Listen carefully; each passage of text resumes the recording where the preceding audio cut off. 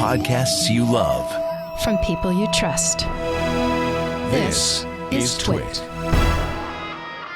Hi, this is Leo Laporte, and this is my Tech Guy podcast. This show originally aired on the Premier Networks on Sunday, January 9th, 2022. This is episode 1858. Enjoy.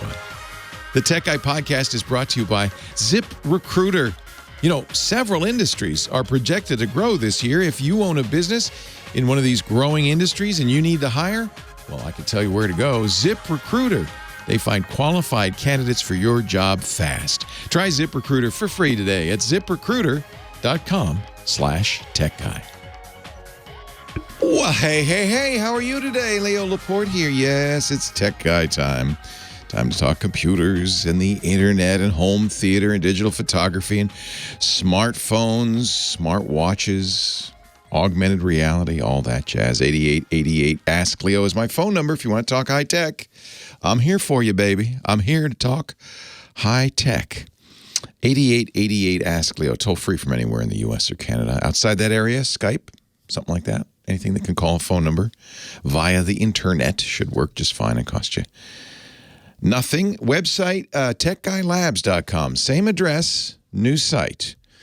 It's actually the old site, the This Week in Tech podcast site. We have always had that site for the radio show, but we had to shut down the Tech Guy Labs site for security reasons. No threat to you whatsoever, but the software we used was out of date, and the cost to update it was prohibitive, is a good word.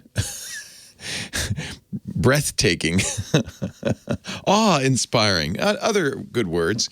So rather than spend all that money to get the site up to date, we decided, well, we've got another site. We'll just move it over there. Should be, I think, pretty close to what you're looking for. When you go to techguylabs.com, it takes you to the Tech Guy Show page on our podcast site, and you'll see all the recent shows. This is episode 1858. Show notes go up after the show, but what you'll see there is kind of a summary of the topics, links to all of the places we talk about, and a couple of days later, we will get transcripts up. That's kind of a new feature. We used to have James DeRuvo, our scribe, would write it all down. But now we have a machine, a robot, transcribing it, and they put in the times and so forth, so you can, and there's video and audio there too, so you can quickly jump to that part if you want to see that question and answer. I think that'll work. We'll see. I think that'll work. TechGuyLabs.com, and still, it's free. And you know, if it weren't free, maybe I could afford to update it, but because it's free, I decided not to spend the breathtaking amount of money. Really exciting news. If you're a space fanatic, Rod Pyle, our spaceman, will join us later this day, about hour 3 of the show, to talk about it. But the James Webb Telescope has successfully unfolded, fully deployed. It now has to fly to the Lagrange point. Should be there by the 29th in 3 weeks. And then a few months of alignment and calibration, and the new space telescope will be operational. And it looks like they've done the hard stuff, the concerning stuff. The little fiddly bits have all unfolded properly. Wow, nice. So, well, I'll ask Rod in a couple hours, what we're going to learn from this telescope. But that's a cause for celebration. It's kind of amazing, really. I mean, if you think about it, this is a telescope millions of miles away that has to. It's all folded up because you can't really launch the thing in its fully deployed form. It wouldn't. It's not aerodynamic, to say the least. Plus, it's very, very, very fragile and wouldn't do so well in a launch. So they fold it all up, put it in a capsule, and launch it, and then the capsule falls off, and they slowly unfold it, and that has to all happen. It's too far away for a rescue mission. So it's good news, as they say. The Death Star has been deployed and is not fully operational yet, but soon. soon. I think that's really exciting news. Let's see what else is going on in the world around us. CES is over for another year. The formerly Consumer Electronics Show. They don't want to call it that anymore. It's just CES. Used to stand for Consumer Electronics Show. Now stands for nothing. Much smaller crowd attending this year. What were they saying? It was about 40% of the normal attendance, maybe even less than that. 40,000 people instead of 170,000 people. So that's like 25%. That's not much. Still stuff to be seen, including a new TV technology that Scott Wilkinson talked about yesterday on the show. This is a new OLED technology using quantum dots, or QD-OLED. Oh, boy. QD-OLED. Announced by Sony. Samsung's making the panels, so I presume they'll at some point have them as well. No price, no availability information, but people were very impressed who saw it. These handful of people actually took their lives into their hands and went to CES who saw it, said it's very, very nice.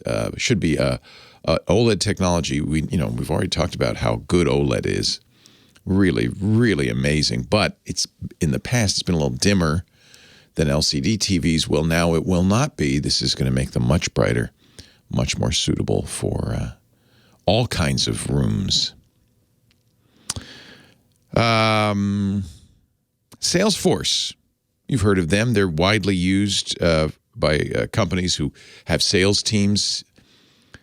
Big company, big company. They are doing something I think really interesting. They're the world's largest customer relationship management platform. That's what they call it, a CRM. And starting at February 1st, if you're a Salesforce customer, you'll have to use two-factor authentication. You'll just have to. It's not an option anymore.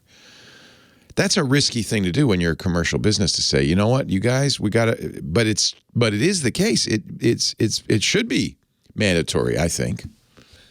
I don't think they'll lose customers, but they might get some annoyed customers, and they'll probably get a lot of customer support calls. But this is the right thing to do. We know now. Password alone is not enough, and they have, they have a lot of data about companies' customers.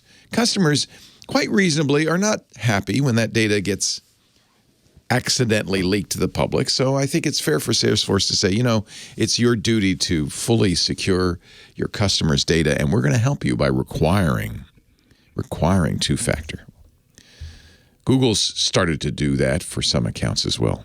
You might even have seen the notice. You need to turn on two-factor. Do it, folks. It's not horrible. It's not the end of the world. It isn't even a lot more work. What two-factor means is the first time you use a particular computer or browser to access, let's say, a site, it will say, hey, I want to make sure this is you, so password's not enough. Please tell me the 6-digit code on your Authenticator app. Once you do that, it remembers, there's even a checkbox that remember me for next time. You won't have to do that again. But it just means that somebody, even if they have your password, can't get to your bank or your home shopping or whatever it is you're doing. They can't steal your information. They can't pose as you, because it's an additional form of authentication, something you have. It's on your phone. There is a form of two-factor security experts aren't fond of, which is sending you a text message. You've seen this, certainly. A lot of companies still do this. Because it's easy, or relatively easy, for bad guys to spoof your phone and get that text message, it's not considered the best way to do it. Better to have an authenticator app. Google makes one. Microsoft makes one. My favorite is from a company called Twilio. They give it away. It's called Authy. You can download it for your iPhone, your Android. You can even put it on your computer. AUTHY. Once it's on there, you go to your bank, you say, yes, I want to set up two-factor. They say, okay, here's a QR code. Take a picture of it with Authy. Authy will now have that information. And from now on, when you log in, again, only from a new computer or a new browser, the bank will say, okay, check Authy. What's that 6-digit code? You'll say it, and you'll be done. It is a huge step in security. So you've heard me probably talk about it. I think it's really important. Do it if you can. Twitter does it. Facebook does it. I think most financial institutions, I'm sure most financial institutions do it. And it's a lot less annoying than that silly robot CAPTCHA thing. Is that a bridge? I don't know. It's a lot better than that. Don't worry, it's not that. 8888 Ask Leo is the phone number, 888-827-5536, toll free from the U.S. or Canada. Give me a ring. Let's talk high tech. Your call's coming up next with me, Leo Laporte, the tech guy. Yes, you can get her on the line. Just call 8888 Ask Leo. You'll get Kim Schaffer, our phone angel for the week. For the week? The year. Forever. I feel like I've been here a little while. I don't want to scare you. Forever. Oh, okay. Forever our phone angel.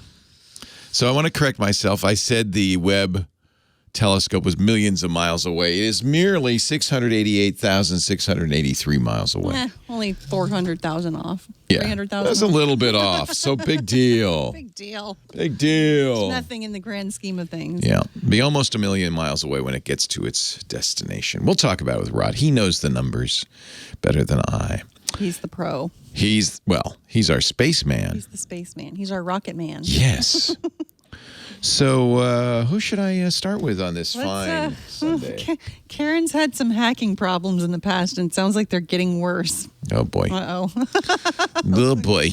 Thank you, Kim. Karen in Sun City, California. Hi, Karen. Leo Laporte, the tech guy. I'm sorry to hear about your hacking problems. Oh, it's really been a nightmare. I spoke with you back in 2013 about it, and you've given me some suggestions, but nothing's panned out. And now I've got them taking pictures of what's on top of my dresser. How do you know that? Well, because it comes up on my television screen, and it kind of looks like an X-ray. Does that make any sense to anybody? I mean, I've never seen anything like it before, but it was. So, for you to be hacked, especially in a way like this, which is really harassment, it is definitely. Yeah, you'd need to have an enemy, ex-boyfriend, something like that. Yeah. Yeah, ex-husband who hates your guts. Somebody, yeah, because it's really been a nightmare. Yeah, it'd have to be somebody, because it's a lot of effort. And it also takes some technical skill. This person that you think it might be technically skilled? No, they're not, but they know someone who is. So they know somebody who is. So, and I think it's more of a game to them now, just to see how much they can get in now. Sure, let's see how we can make Karen crazy. Yeah, definitely. So, being hacked for 9 years is no fun at all. It's really gotten bad. Let's do something about that. Yeah. So what is in your bedroom that could have a picture of your dresser? I've got my television is in there, and my cable box, my internet router. Does your TV have a camera on it? I don't. Well, it must have something on it. But yeah, that's what first thing we're looking for is where that camera is. It's also possible, in fact, I'm going to say likely, because your router doesn't have a camera. Your cable box doesn't have a camera. Some TVs, many TVs do have cameras. They say, so you can, do Skype calls or Zoom calls on your TV, but really it's so they can monitor who's in the room and send that information back to advertisers. They have that. But I think it's more likely at this point the camera is a standalone camera hidden in there. Does this person have access to your premises? This person had hooked up the home program on my iPad, so that it had it set up to monitor when I left the house. Yeah. And so if they have access to your computing devices, but they don't have access to the premises. No, they do apparently. I think that's why they put that in there, so they know when I'm not there and they're breaking in. Oh, that's great. Yeah, when they break in, one of the things they might do is put up a pinpoint a little tiny camera somewhere in there. If they're sending you pictures. You say X-ray. I'm thinking it's probably more like night vision. So it has infrared, which means it can see in the dark.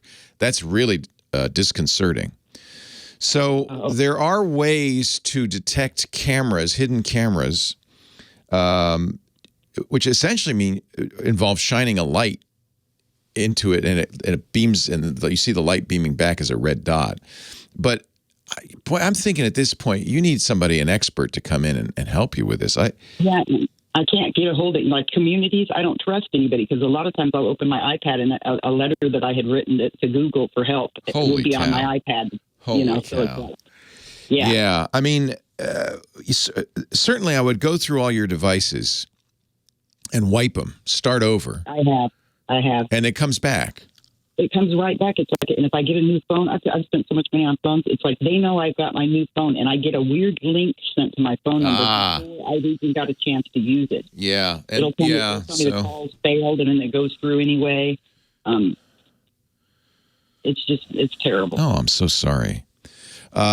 So that's the first thing, is to, when you get a new device, change the locks on your door. Once they have physical access, it's very hard to secure anything. Even if you reset all your computers and phone, if they had physical access, they can get in, put something back on there. Physical access is kind of you can't be beat. So you've got to keep them out of the building, change the locks. You could put cameras up for yourself. The problem is, if they have access to your systems, they'll be able to see the cameras. I would. There's a couple of things I would do. I would find somebody. You're in Sun City. Maybe somebody will know. It might be in the phone book, but you find somebody who can scan your home for cameras. It's not a hard thing to do, but you got to have a light. You got to know where to look and so forth. You see this. I've seen TikTok videos about this kind of thing. There are ways to do this. You can also, of course, wipe all your systems. What you want to do is make sure before you wipe your systems that they don't have a way to re-access those. Wipe them all at the same time. Make sure they don't have physical access. Reset even your router by unplugging it and plugging it back in. It's possible to compromise routers. Routers are not very well maintained by the manufacturers. So there are many routers out there we know with security flaws. If this evil fella has access to a good hacker, he could get into your router. Once he gets in your router, get into your network and reinfect all your devices. So get a new router, maybe. Certainly, at the very least, today, unplug your router, let it sit for a few seconds, plug it in. Everybody should do this because most of the router modification hacking tools are in memory only. They don't last. So, in fact, the FBI put out a warning about this time last year saying, please, everybody, reboot your routers because of this. If somebody's really determined, and that's the key, by the way, they have to really be out to get you because it is a lot of work. And if he doesn't have the skills, but he's hiring somebody to do that, he's spending a lot of money. Somebody with these kinds of skills is expensive. So this kind of devotion, certainly a call to the Sun City law enforcement would be also indicated because it's illegal.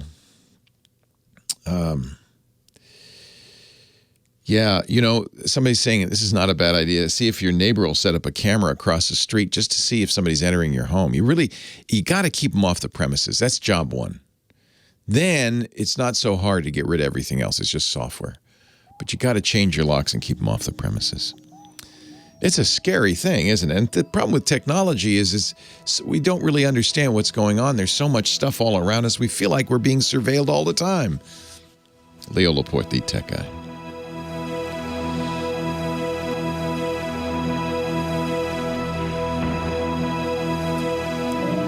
Hello, Sam.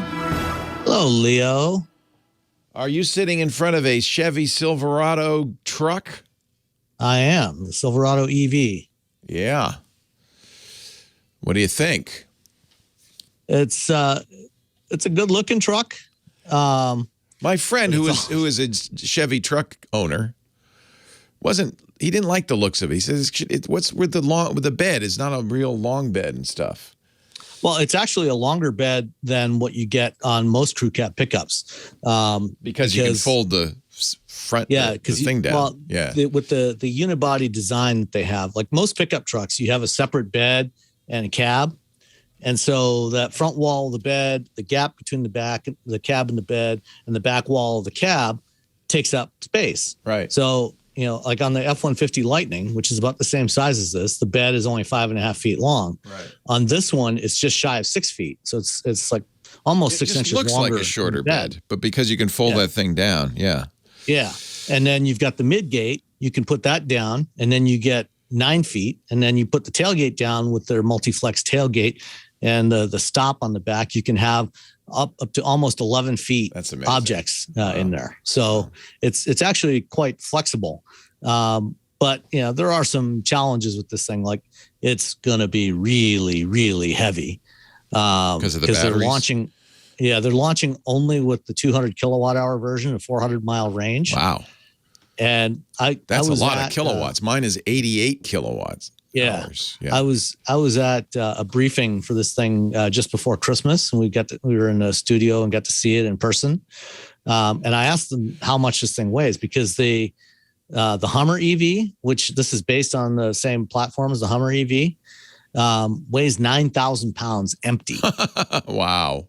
For comparison, the F-150 Lightning weighs about 6,500 pounds. Wow. And a standard Silverado crew cab weighs about 5,000 pounds. And so I asked how much this electric Silverado would weigh. Yeah. They wouldn't say. They wouldn't even confirm if it's even going to be a light duty truck or a medium duty truck, which is based on the weight class. And so my guess is it probably weighs somewhere around 8,000 pounds. Jeez, that's like twice what my Mach-E weighs. Yeah. Wow. Yeah, about that. But it's especially the interior is really nice on this thing, especially on the RST.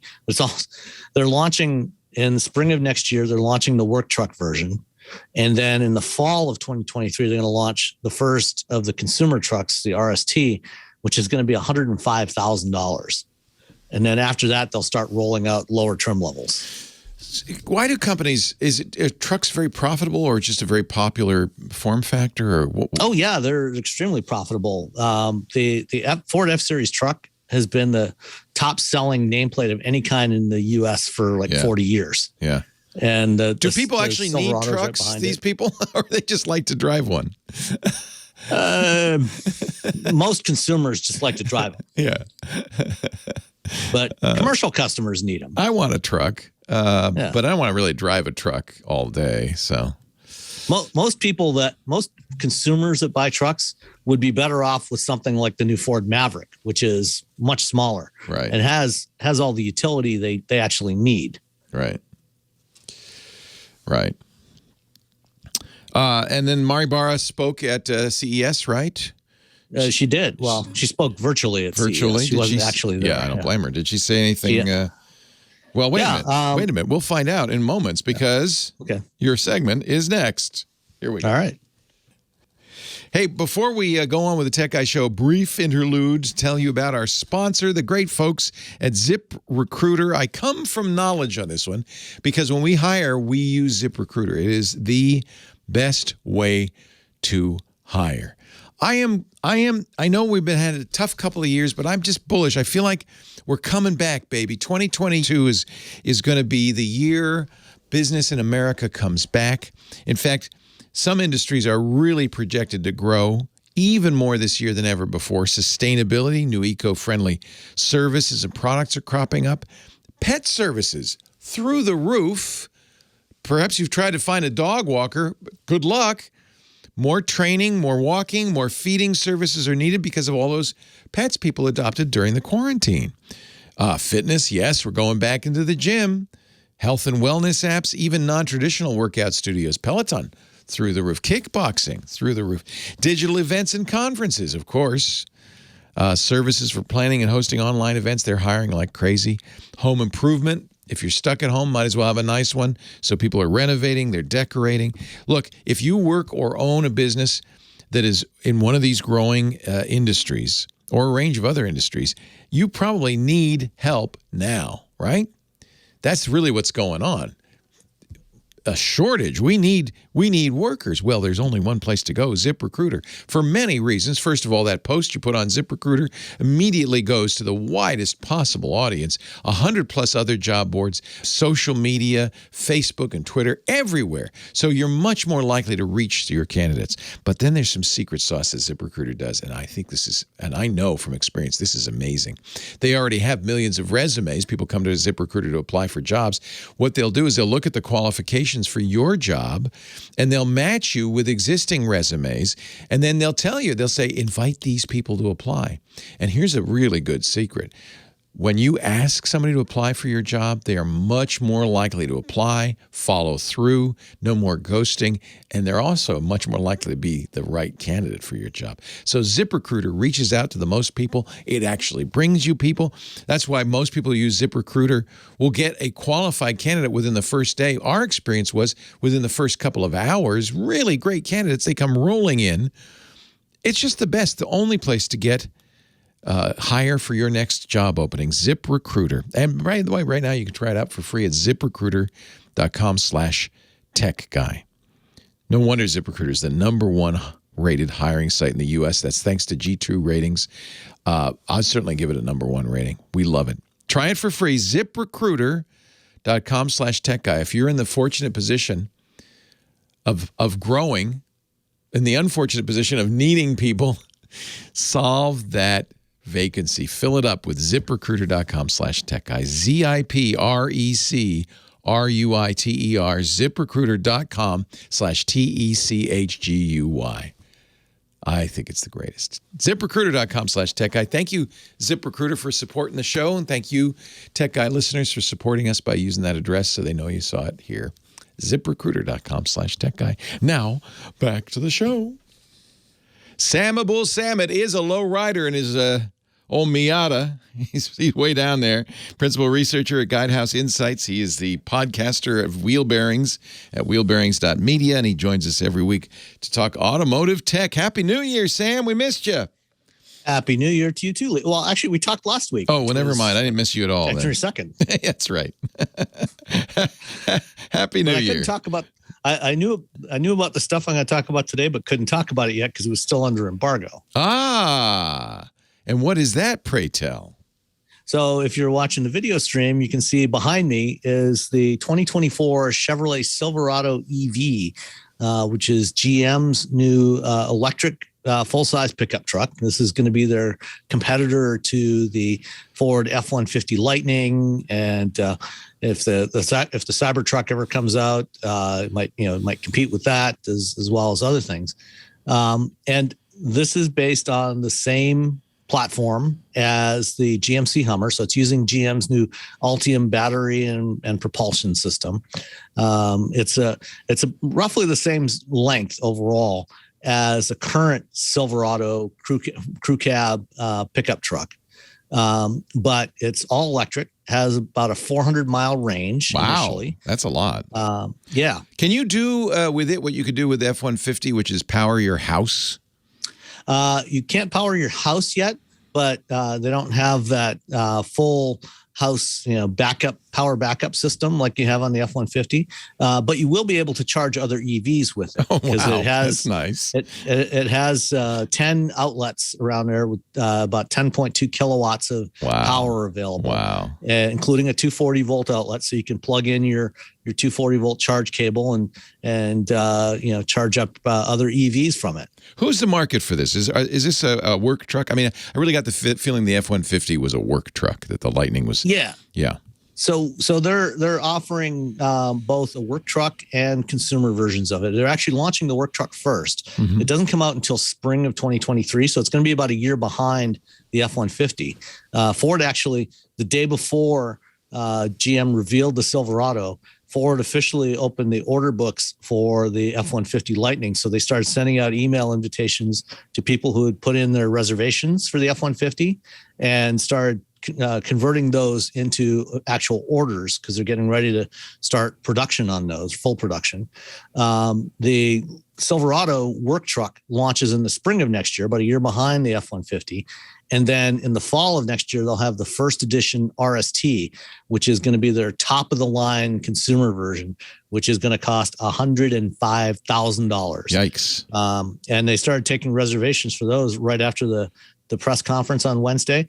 You don't have to worry about getting that $105,000 truck. They're all sold out already. Wow. Okay. But that's the right we price. We don't know how many that actually is. Yeah. That might be 100. That might be 5,000. We don't know. GM won't say. Yeah. But That one comes out in the fall of next year, and then that'll be followed in the months after that by other trim levels at more reasonable price points, and also versions with a smaller battery and less range, probably in the 250 mile or so range. So they'll be priced more competitively with the F-150 and with current Silverado gas Silverados.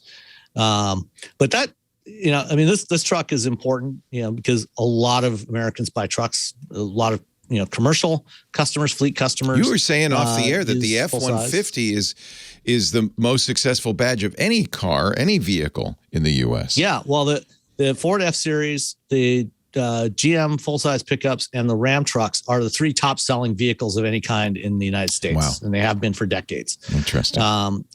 And then you get into cars and SUVs and stuff. But it's the pickups that sell a lot. And a lot of those probably around half of all full-size pickups are sold to commercial and fleet customers.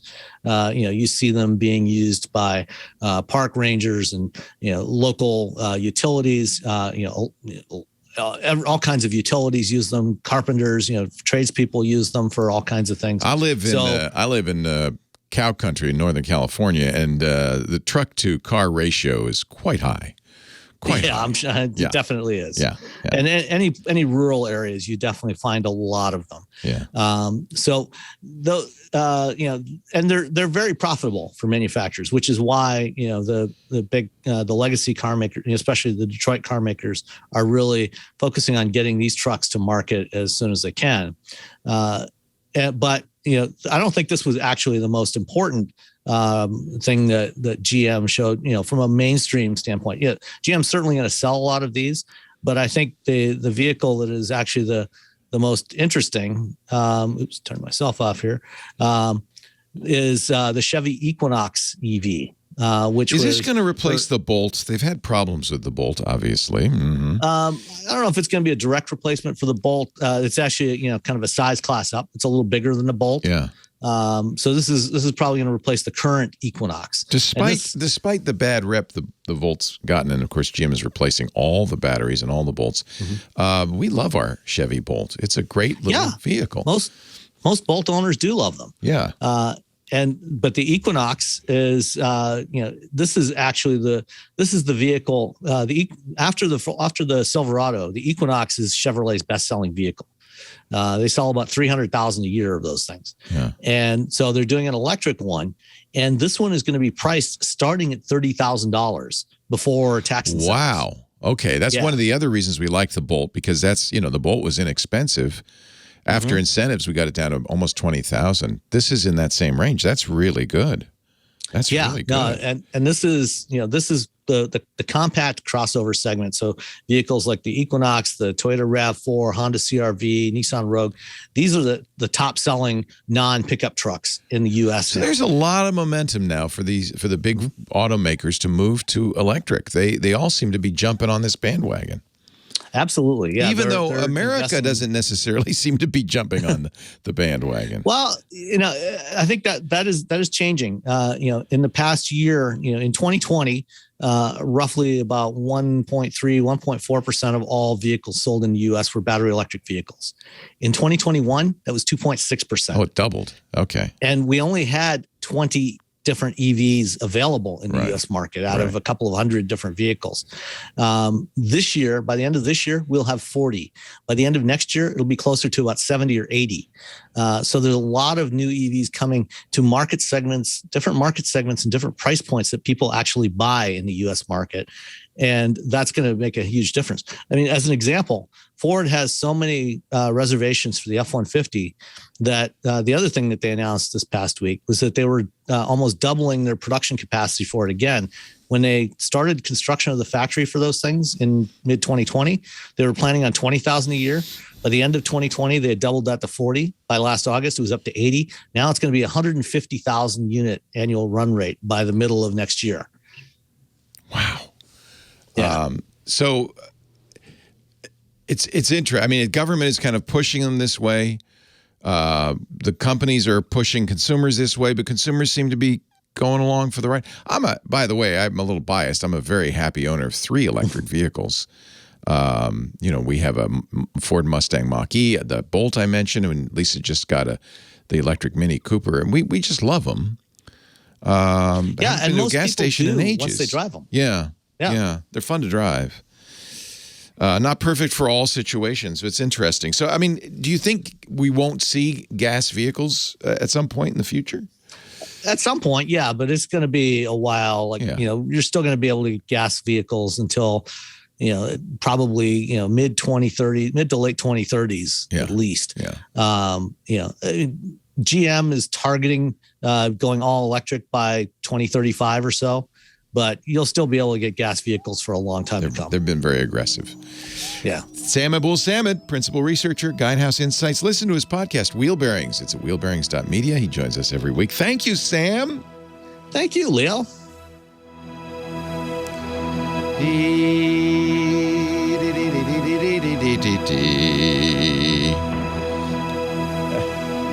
I had a guy call me last week. Well, you heard it, I think. Dr. Bird saying the turbines are killing the birds. Don't drive your EVs. And I think the gas vehicles might actually be worse for birds, but I might be wrong. A little bit. Actually, I ended up losing my connection partway through the second break there. Yes. I was testing. I've been testing out T-Mobile's new home internet service, their 5G internet service. Oh, and guess it didn't test out so good. When it works really well. Yeah. But what I've been finding is that at least once a day or so, the connection will just drop out, and it requires me to reset the gateway and reset my mesh routers, and it was too much of a hassle. I was getting a couple hundred megabits per second down and about 15 up, which was almost what I get from cable from Comcast, but. And it's cheaper, but it's just not reliable enough. Yeah. That's too bad. Yeah, because if something just stops working, even if it's a brief stoppage, I guess that's fine if you're not, if you're just getting email, but not going to be so good for what you do. No, definitely not. Yeah. And when you're watching something on TV, watching something streaming, it fails the spousal acceptance factor. Yeah. The worst thing in the world is that, honey, the internet's off. Oh, yep, God, I hate that. Oh, I spent big bucks making sure that would not happen in our house anymore. All right. Do you want to stick around for the top and the middle as usual? Sure. All right. Yep. All yours. You got 2.5 minutes now, but we'll keep you around for the top. Okay, so let's go back here through the chat and see what we got. So Aaron Kalap, seems some of the Ford dealers are trying to rip off people who reserve the Lightning. Yeah, unfortunately, this is not a problem unique to Ford dealers or the Lightning. This is a reality of the free market system where, you got supply and demand. And when there's a lot of demand and limited supply of something, you're going to have somebody who's going to take advantage of that to raise prices. It is just a reality. It sucks. And if my favorite thing in the contract, and not all dealers are doing this, is you can't resell it for a year. Well, this is something that Ford's doing because what they're trying to do is discourage scalping. They're trying to discourage people from buying them. But I don't think you can prevent that. I don't think that's... well, no, they actually did that with the Ford GT a few years ago. Oh. In fact, with the GT, it was 2 years. You had to keep it for 2 years before you could resell it because the volumes were so limited. It was only doing about 250 a year. Right. And now, they had a lot of problems last year with the Bronco, people buying and flipping Broncos right away. Every manufacturer's had this problem. Mercedes, somebody posted a picture of a window sticker on a Mercedes EQS last week with a $50,000 market adjustment factor from the dealer. It's terrible. And my recommendation to people is, that's called capitalism, as you say. And what I tell people is, if the dealer tries to mark it up, beyond anything significant, just walk away. Yeah. There will be more of these built. Right. Don't suffer from FOMOs. But there are people who will, especially in the Mercedes. Yeah. The people who just, that's fine. I'll just pay it. I don't care. I want it. But I want it now. I don't want to encourage anybody to do this. Yeah. And the dealers are independent, businesses. They're not owned by the manufacturers, so they can do whatever they want. Speaking of bad behavior, we'll have to talk about another time. The new Mercedes that you can't open the hood. I love that. Oh, yeah. Hey, we'll talk in a few. All right. Leo Laporte, the tech guy. 8888. Ask Leo, the phone number. Back to the phones we go. Arizona Lou on the line. The world's, what is it? Famous. I've got a chip in my rear view mirror. I don't want to know about your medical problems, Arizona Lou. No, I know what you're talking about. On my Chevy Bolt, I have a mirror, but I can flip a switch, and now it's a screen for the rear camera.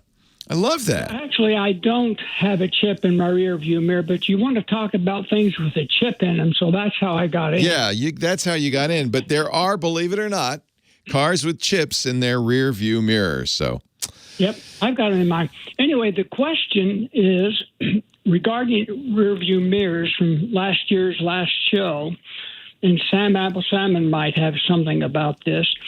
The reason as a pilot, we're pretty interested in seeing stuff. Yes. Like other airplanes. And with a rear view mirror, with a regular mirror, when you look at the mirror, your eyes are focused on infinity. Right. Just like they need to be for looking at the road. Right. If you look at a screen that's, 10 inches. Your eyes refocus.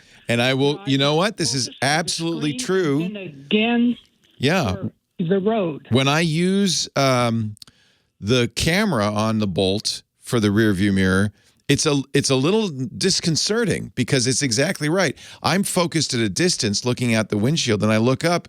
I have to refocus. It's not a mirror. It's a camera, so I have to refocus on the screen. Sam, do you kind of get used to it, I guess? Yeah, absolutely. I have gotten used to it. In fact, I have come to really appreciate the you get a better view. Systems. You don't have the headrests. You get a better view, and it's a wide angle camera. Yeah, especially on trucks and SUVs, where oftentimes they're very long. You have, and you're up higher, you have very limited rearward visibility through the mirror. You often see very little. With these camera mirror systems, you get an unobstructed view of what's behind you.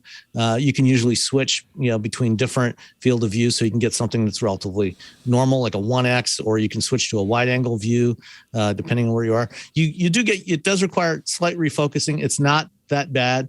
And most of the time, you're not looking really long distances behind you anyway in the mirror. So your focusing is, kind of almost right, what's right behind you. Yeah. So you get accustomed to it very quickly. It's at first disconcerting, maybe even headache inducing. Yeah. Well, some of the early, why they require rear view mirrors now? Yeah, so right now you cannot get a camera side view mirrors. Yeah. You have to have physical optical mirrors in the U.S. because of NHTSA. But that's going to change probably soon. Yeah, the current Federal Motor Vehicle Safety Standards require an optical mirror on the sides of the vehicle, but they are working to change that. You can already get camera mirror systems, external camera mirror systems on vehicles in Europe. The Audi e-tron was the first one to offer it in production, and a number of others do now. I understand why manufacturers want it. There's nothing to get clipped by a car coming by. More importantly, aerodynamics are better, and I think for EVs, that becomes a big thing. To consumers, though, Lou, I think your reaction is not unusual. I know it was my reaction. At first, it took me a while. And our son, who's, by the way, the owner of that Bolt, he's 19, he turns it off. He doesn't like the camera. He wants a rear view mirror. Lou, did you use it long enough to get used to it?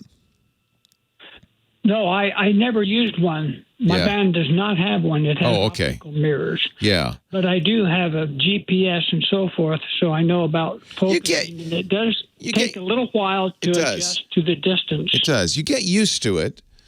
But do you think there's a hazard, Sam, like from the kind of the adjustment that you have to make that?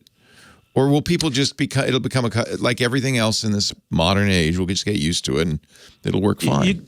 You get used to it. I think the biggest hazard you mentioned, maybe a little bit of a headache. Some of the first generation systems had a relatively low frame rate, and that was a problem. But the newer ones that they have now have a higher frame rate, and it's no longer really noticeable. After all, you are, I agree with Lou that you have to adjust your focal length, but you're doing that anyway when you look down at the dashboard. And you look up to drive, and we do that kind of automatically without thinking about it. Or when you're looking forward to the mirror and back and around you, you're constantly adjusting. So I don't personally find it to be an issue. Some people might, and that's why all of them still have an optical mirror. You still have that option. Just flip it, and you get back to your optical mirror if you don't like it. But that won't be the case if they replace side view mirrors. Not for the side views. No, that'll be a completely digital setup. But the plus side of that is they're always going to be aimed correctly. They will always be aimed Good point. where the actual blind spot is. Unless a piece of mud hits it, then you're going to have to get out and clean your. Yeah, a lot of drivers misalign their mirrors, and so you're seeing too much of your car instead of what's around you. That's true. So I think that it'll be better in that respect. Speaking of hazards, can I ask Sam a question without hijacking your show, Leo? Hijack away, Arizona Lou. Oh, boy. Can you say a few words about battery safety and collisions? I mean, after the Pintos, they kind of perfected making gasoline safe in a collision. How about the batteries? Well, I can say this. In 2019, there was about 212,000 vehicle fires with gasoline vehicles in the United States, and with all the brouhaha about the Bolt battery fires, there was a total of 8, which, when you do the math, works out to about less than 1/10 of the frequency of fires in gasoline vehicles. But Lou does have a point. They're harder to put out, these lithium-ion fires. They are. Batteries are much harder to extinguish when they do catch fire, but they also have a very robust structure around them to limit any chance of intrusion. So it's very rare to actually have a fire with a battery. Just as we see with the self-driving vehicles running over people, there's a lot of focus on this new technology and the problems it causes, and we kind of in the background forget about the fact that existing technology is even worse. So, I mean, what you end up, you're not gonna, when you get into a crash, you're not likely to have the kind of explosive thing that might occur with gasoline. It tends to be a fire that will start in one point and propagate outwards. Yeah. So you actually usually end up having more time. So hopefully you can get out of the vehicle unless you're injured or trapped in the vehicle. So there's trade-offs with everything. There's pros and cons for everything. Yeah. Lou, you're in the camp, and I kind of understand it very well, where all these newfangled inventions cause all sorts of new problems. But that's only because we don't pay too much attention to the old problems. We've gotten used to those. Hey, it's always a pleasure. Thank you, Lou. Good questions. You didn't hijack the show. Those are all good questions. Thank you, Sam, for sticking around a little bit. Oh, my pleasure. Appreciate it. 8888 Ask Leo. I got a minute more. Let's see. I'll get maybe one more call in before the end of the hour. Tom in Rancho Palos Verdes, California. Hi, Tom. Hi, Leo. I enjoy your show very much. Thanks for listening. Yeah, I've got kind of a strange question about Wi-Fi. So I've done real well with the Wi-Fi in our home with like a work laptop and a tablet. But my wife has problems with her cell phone. She can't seem to use it from parts of the house. Yeah. And even my cell phone, I sometimes have some problems, low connectivity. And the ISP is saying it's the modem, which I don't know. That just doesn't. It's not the modem. It's the Wi-Fi router, but it's more importantly, it's the device. So Wi-Fi is a complex topic. There's a lot of different components. Your speed can vary depending on so many things, including the radios and the antennas in the devices that are getting the Wi-Fi. So different laptops, different phones will get different performance. And this has nothing to do with the quality of your Wi-Fi. All you can do to fix that is to have a stronger signal overall. Leo Laporte, the tech guy. I had to take a break there, so I didn't get to fully finish that. But that's one of the reasons you start to see a lot of people moving to mesh systems, Tom. Sure. Just to get a stronger signal in every part of the house. Not because you really need it, but because some of your devices aren't as good at picking up the Wi-Fi. Oh, okay. So the mesh router would be worth I think absolutely. I mean, the analogy the folks at Plume use, and that's one of the early mesh devices, maybe the first, is Wi-Fi is like a table lamp. You know, you wouldn't try to read a book with a table lamp 3 rooms away.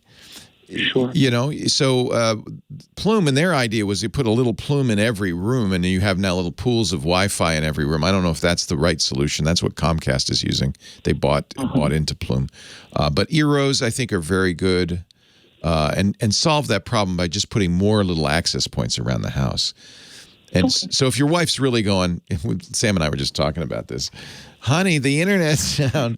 You want to fix it. I ended up going with Ubiquiti, which is a prosumer router. You've seen a lot of businesses spending a lot of money putting Ethernet wiring in a lot of rooms, and then Ubiquiti access points. There's 5 of them in the house. Just doing. I really kind of beefed it all up considerably, and now we don't have any problems at all. As long as the internet's good, of course. Still relying on your ISP, yet another factor. Yeah. But I don't think the ISP is right when they're saying it's the modem. Got it. Yeah, because you can get it fine on your laptop as you wander around. Exactly my thought. Yeah. Okay, very cool. Hey, it's good to talk to you, Tom. Good question. Thanks. Okay, thank you. Bye. Bye. All right, Sam. It's all I've actually had Google now. Wi-Fi for several years. Yeah. And been quite happy with it. I know you were not thrilled. Well, I had the early Google well Wi-Fi. I think they've probably gotten better. But anything that puts more access points around is going to help. Yeah, I mean, our house is kind of spread out. It's a ranch, and so having multiple access points has definitely made a huge difference in performance. But to Dr. Mom Grandma's comment in the chat, it was actually the gateway that was dropping the connection upstream of the mesh. So on the T-Mobile, IPv6 wouldn't have made any difference. Oh, that's interesting. Yeah. And also one other CES related thing. I don't know if you saw, Leo, the video that somebody posted on Twitter this week. They went for a ride in the Boring Company tunnel with the Teslas underneath the convention center. Yeah. Got stuck in traffic. They have like 90 cars down there. Nobody could have predicted that you'd have a bottleneck of cars stuck in a tunnel. Just where you want to be, right? Stuck in a tunnel. Well, especially a tunnel that is not wide enough to actually open the doors and get out of the car. That's kind of terrifying, actually. It has no parallel escape tunnel like everybody else does. Like a subway might. How long were they stuck in there? Just a minute or so. Oh, that's not too bad. But it's the sort of basically what they should have just done was just put a train in there. I know. It's so much more efficient than having individual cars. This is Elon's ego at work again. I know. It's just dumb. Yeah. Yeah. It's ridiculous. Yeah. Fortunately I wasn't there to try it out. So just what you want, be stuck in a tunnel with 90 other vehicles. At least they're not burning gas. That's the only benefit. That's true. Yeah, that would have been a problem. Yeah, you could really only do this with electric vehicles. Yeah. So, let's see. To some of the questions or comments that were in the chat. Somebody talked about EVs, not really catching on until the same price as gas. That's exactly why I was saying that, I think that Equinox EV is actually a much more important vehicle ultimately than the Silverado. The Silverado, replacing gas Silverados with electric ones will actually save a lot of energy. Because when you're the lower your fuel economy is to start with, the more, every incremental mile per gallon you get saves you more in fuel consumption. As you get into vehicles that, get 35, 40 miles per gallon or more, adding another mile per gallon or two doesn't actually make that much difference in your overall fuel consumption. So electrifying the big heavy vehicles will actually make a huge difference in terms of emissions and energy consumption. But in terms of getting EVs into the mainstream, it's $30,000 vehicles like the Equinox. And this is the mainstream. In fact, the average transaction price on new vehicles in last year in 2021 was almost $42,000. So a vehicle that starts at a $30,000 price point, that's what a lot of consumers are actually buying. And to offer a vehicle like that in a segment that is one of the most popular segments, at that $30,000 price point, should actually be a real game changer. I mean, we've got $30,000 EVs now, like the Nissan Leaf. But again, the Leaf is a compact hatchback. It's a segment that American consumers are moving away from towards crossovers and trucks. So if they can offer a form factor that consumers actually want to buy with a decent range for $30,000, that I think is going to have an enormous appeal. That's going to really start to tip the scales in favor of EVs, especially for people that live in urban areas, where driving a truck is not entirely practical. That's the kind of thing that makes a big difference. The other thing somebody commented about, and this goes back to what I was just saying about the Teslas in the tunnel, is getting people out of vehicles. The bigger problem we have is not so much what types of vehicles people are driving, but that we've got too many people driving vehicles alone.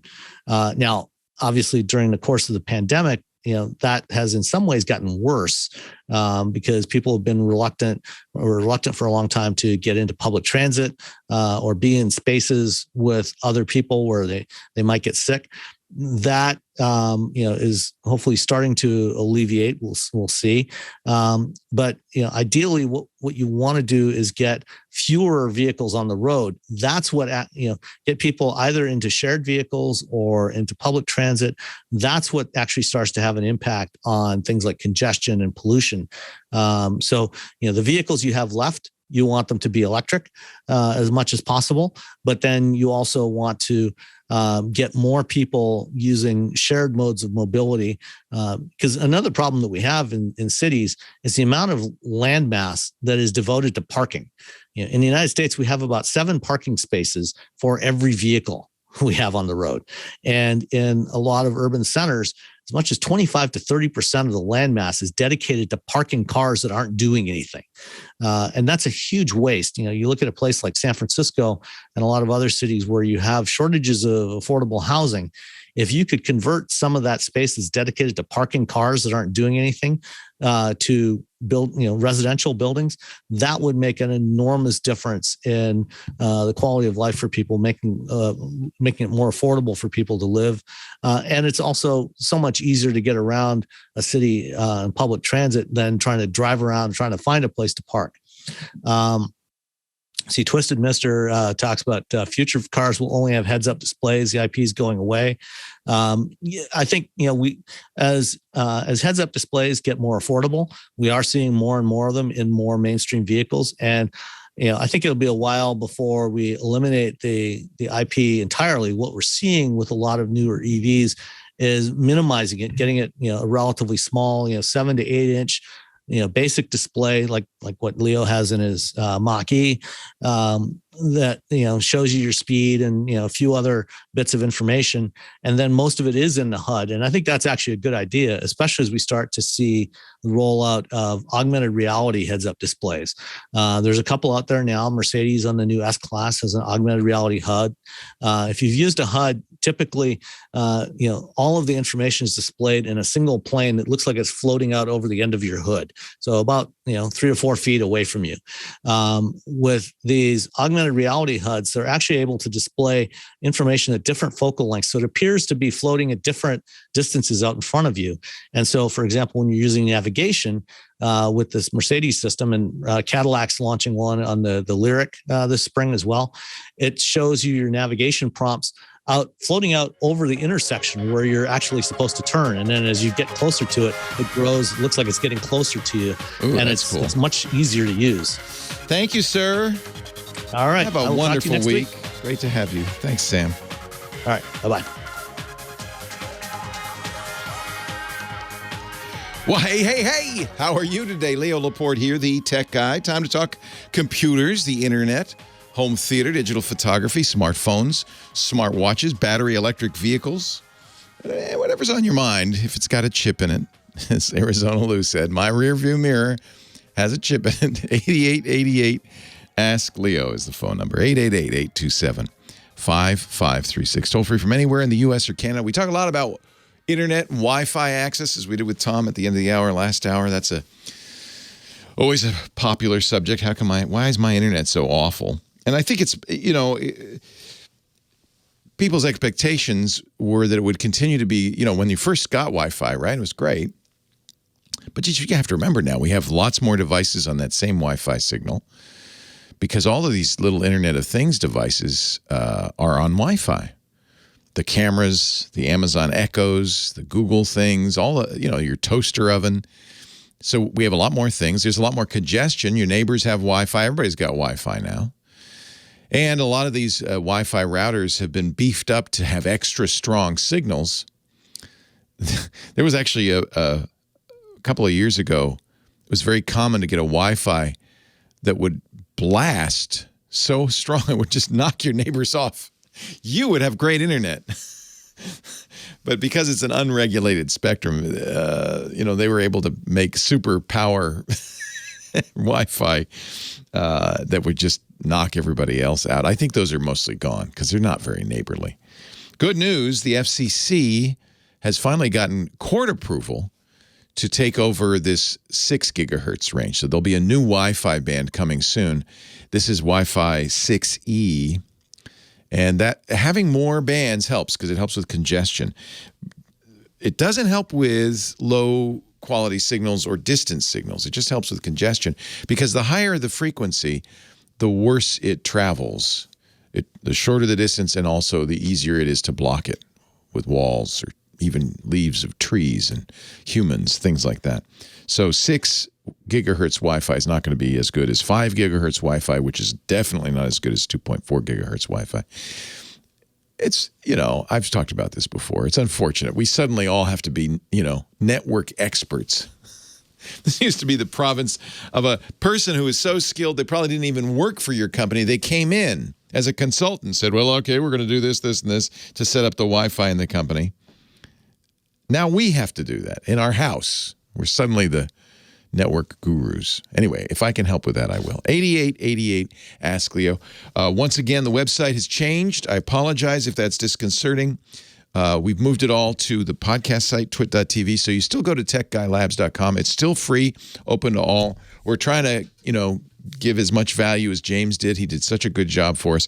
We're putting the links in. We're putting information, audio and video from the show after the fact. And we've added machine-generated transcriptions. So you can actually see a transcript of what went on. And the only reason we've done that is they've gotten pretty good. They're actually surprisingly good now. They miss a few things. They're not as good as a human, but much better than they used to be. So that'll give you some idea. You can search through the transcript, find the part you want. There's time codes in there. And mostly we're trying to give you all the links. So techguylabs.com. Just don't be thrown if it looks a little bit different. Everything changes, doesn't it? Cottontown, Tennessee. Kenny's on the line. Hi, Kenny. Hi, Leo. It's good to talk to you again. Good to talk to you again. What's up? Well, since you were kind of talking about networks, I want to talk about cell networks, particularly 5G. Now, I know in the past you've talked about that there are 3 levels, especially with 5G, which I currently have a 5G smartphone. Yeah. And my situation is that whenever I go out on the road or whatnot, and sometimes my phone will switch from LTE to 5G. Now, would that constitute as more like the lower band or the medium band? It's hard to tell. There are ways that you can look at the phone and see which radio is engaged and all of that, but there's no rule of thumb. It's just switching to whatever's strongest. In general, almost certainly you're not getting what the high frequency millimeter wave. Are you going into cities? I'm sure that Cottontown does not have millimeter wave 5G, but it's possible maybe Nashville does, or Some big city might, but it would be in the millimeter wave, which is the 5G they always talk about because it's super fast and, oh, it's so cool and blah, blah, blah, really only goes a few hundred feet. So it's only really useful in an office that's right next to a 5G millimeter wave tower, that kind of thing. Most LTE networks are on the same frequencies as these medium to low range, sub 6 gigahertz. Just to give you an idea, millimeter wave is 24.25 gigahertz. So it's microwave. It's really high frequency, which means it doesn't travel very well. We were just talking about that. Most of the 5G ranges are close or similar to, in fact, often the same as LTE. So it doesn't mean anything if it's switching. It just means you're now on an LTE radio. It's more about the technology. LTE goes from 700 megahertz to 2.7 gigahertz. But it's using a different technology than 5G. And that's really what the difference is. 5G goes from 450 megahertz to 6 gigahertz. That's frequency range 1. And then there's this ultra millimeter wave high frequency 24.25 gigahertz to 52 gigahertz. But you're not getting that unless you're in a building next door to the 5G millimeter wave tower. So this is part of the problem I have with 5G is these companies really oversold it. 5G is a marketing term, first of all. That's as is LTE. So they don't tell you much about what the technology is. And LTE will exist mostly because not all phones have 5G. So you're always going to have LTE towers. It's just a different technology. It's a different a protocol, if you will, than 5G. That's the difference. Not so much the frequency or even the power. No, that actually kind of makes sense what you just described there, because I know I've seen a lot of commercials about, like Verizon. I saw one today for the 5G UW, but unless you live in a city that can support it, it doesn't kind not just a city for you to not just on a particular intersection. In fact, they advertised big time. Oh, the NFL stadiums have 5G. You can't even get 5G in the whole stadium. You have to be in the area where the 5G transmitter is. It's a very short distance. Stadium, but yeah, it's a very short distance. Furthermore, AT&T has a patent, as an example, that can allocate back and forth between LTE and 5G and instantly. So you could be sitting, not moving, and your phone will suddenly say, oh, you're on LTE now. Oh, you're on 5G now. I don't think it's going to make that much difference. And for most people, the download speeds of LTE are more than adequate. 5G, it was just a bunch of hooey, if you ask me. Yeah, you just kind of said what I was thinking about that. Another thing I was going to ask you, and this sort of tied in, but I guess it doesn't make sense for me to get one, but I want to get your opinion on these extenders or signal boosters, like a WeBoost. Are they worth the money that they're selling for, or are they just mostly... Well, there's all kinds, and some of them are pure snake oil. When you get the thing that glues to the back of your phone, no, that's snake oil. But there are, I'll give you an example. I have a friend who owns a cell phone shop, moved to a new building, realized that inside the building, he has no cell signal. That's really bad for a cell phone salesperson. You got no cells, no bars. So he got one of those Wii extenders. But the way you did it is you put an antenna outside the door of the shop and a wire from the antenna into the shop, and now he's got a cell signal in the shop. So it's in a very particular application, it could be useful, yes. But in general, if you're in an RV, for instance, you're not getting a signal, or a truck and you're not getting a signal inside, it's like putting an antenna outside, basically. Yeah, that's what I'm thinking. This is just like putting an outdoor antenna into a television back in the 50s and 60s. Yes. RF is RF. We're on different frequencies, but it's the same idea. Yeah, exactly. Mm-hmm. All right. Well, I really appreciate Thank you, Kenny. Helping me out, explaining on that. Great. And you have a good rest of the day. Great to talk to you. LA Rams. No. Don't say that. Oh, he's a Titans fan. Now I get it. We're talking sport ball. 8888 Ask Leo, the phone number. Coming up at the end of the hour, Chris Marquardt, our photo guy, with some photo reviews to do. Lots more of your calls, too. Go Niners. All right, I can get that in. Go Leo Laporte, the tech guy. Leo Laporte, the tech guy. This is the song that got George Harrison in so much trouble. He's So Fine by the Chiffons. Turns out he wrote a very similar tune called My Sweet Lord, Do Lang, Do Lang. Got sued by the Chiffons. And then, oh boy, this was a mess.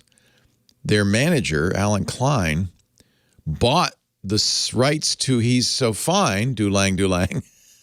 So he was on both ends of the lawsuit. Yeah. Maybe it's just my impression, but it seems like when you get big bucks involved in anything, it all goes to heck. It just all goes downhill. Everybody gets greedy and nobody wins. 8888 Ask Leo. Let's say hi to my coffee guy, Chris, on the line from Miami.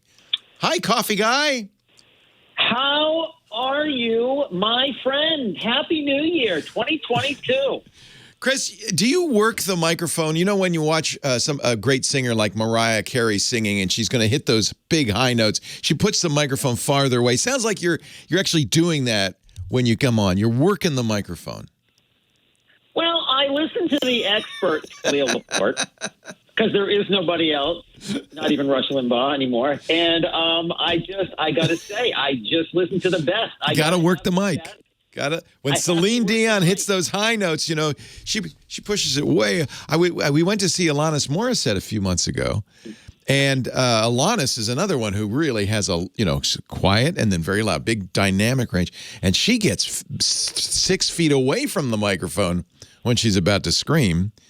It's interesting to watch that technique. Anyway, what can I do for you, Chris? What can I do for you? Well, thank you for having me on your show. You know, I like to come in as often as I can, but as a fan, I got to stay away sometimes because I want everybody else to have their opportunity. That's nice of you. That's generous. Because, I hate it when you listen to a talk radio show and it's the same 4 people all the time. We like to mix. We got to give everybody a chance to get in. It's like a good cup of coffee. I got to be in at least 6 before I get to the 7th one, but sometimes I can do 3 and be okay. How many have you had today? Today I'm in 3 easy. 3's not bad. I'm having my second right now. So Kim was in a half a cup, so we have to fix that. That was an hour ago. So did you have a question, Chris? I did have a question. Yes, I could talk to you all day. I enjoy talking to you, too. I have a lot of fun with you, so yeah, you can tell. Well, we like to keep it light and fluffy, but we also have to be real. Yes. I wanted to just ask you, real quick, they are coming out with the iMac Pro coming this year sometime. And we don't know, but we think, yes. Well, I like to be better on the right side of things. We really don't know what they're doing, but I bet on what you're doing versus what Apple's doing because at least I know where my money's going. But on the router thing, everybody seems to be talking about these now. I'm moving away from Uverse, and I do have in my building. I have the WebPass by Google Fiber, and they are not. I don't want the Nest, but they have the regular one, which is their Google Wi-Fi mesh router. Probably not the best in the world, but I need something to get going. I'm going to use that for now. Should I move up to 6E? Everybody's talking about all. I wouldn't worry about it yet. You don't have any devices yet that'll use 6E, and Google's routers, of course, aren't 6E yet. This is often the case in apartment buildings that an internet service provider will negotiate with the building owners and become the only option. It sounds like you have more than one, which is great.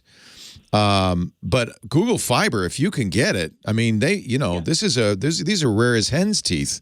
You were lucky you were in an area that they wired before they kind of threw in the towel. Get WebPass if you can get it. Absolutely. I'm getting it on Monday. Nice. And, I get up to 1 gig on the speed and run on my Apple products. Yeah, no, you're going to love it. And, do they say, oh, here, use our Wi-Fi adapter? I mean, is that part of the deal?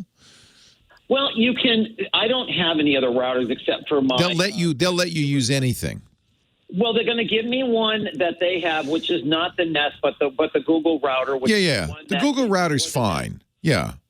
If I wanted to invest in something that is a little bit more in depth, I have 1,500 square feet here. Suggestions? You're fine. You're fine. Because it's such 1,500 square feet, one base station, unless there may be metal construction in the walls, that probably are. Sure. But one base station is probably going to cover the house. If you find there is a dead spot, because it's small enough, 1,500 square feet is about what you would get out of a single whether it's an Eero or a Google, a single Wi-Fi station.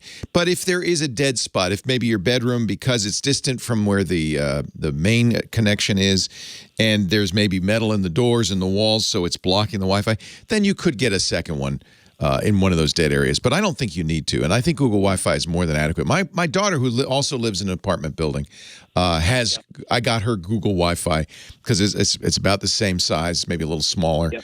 That's plenty. It does a great job. Okay.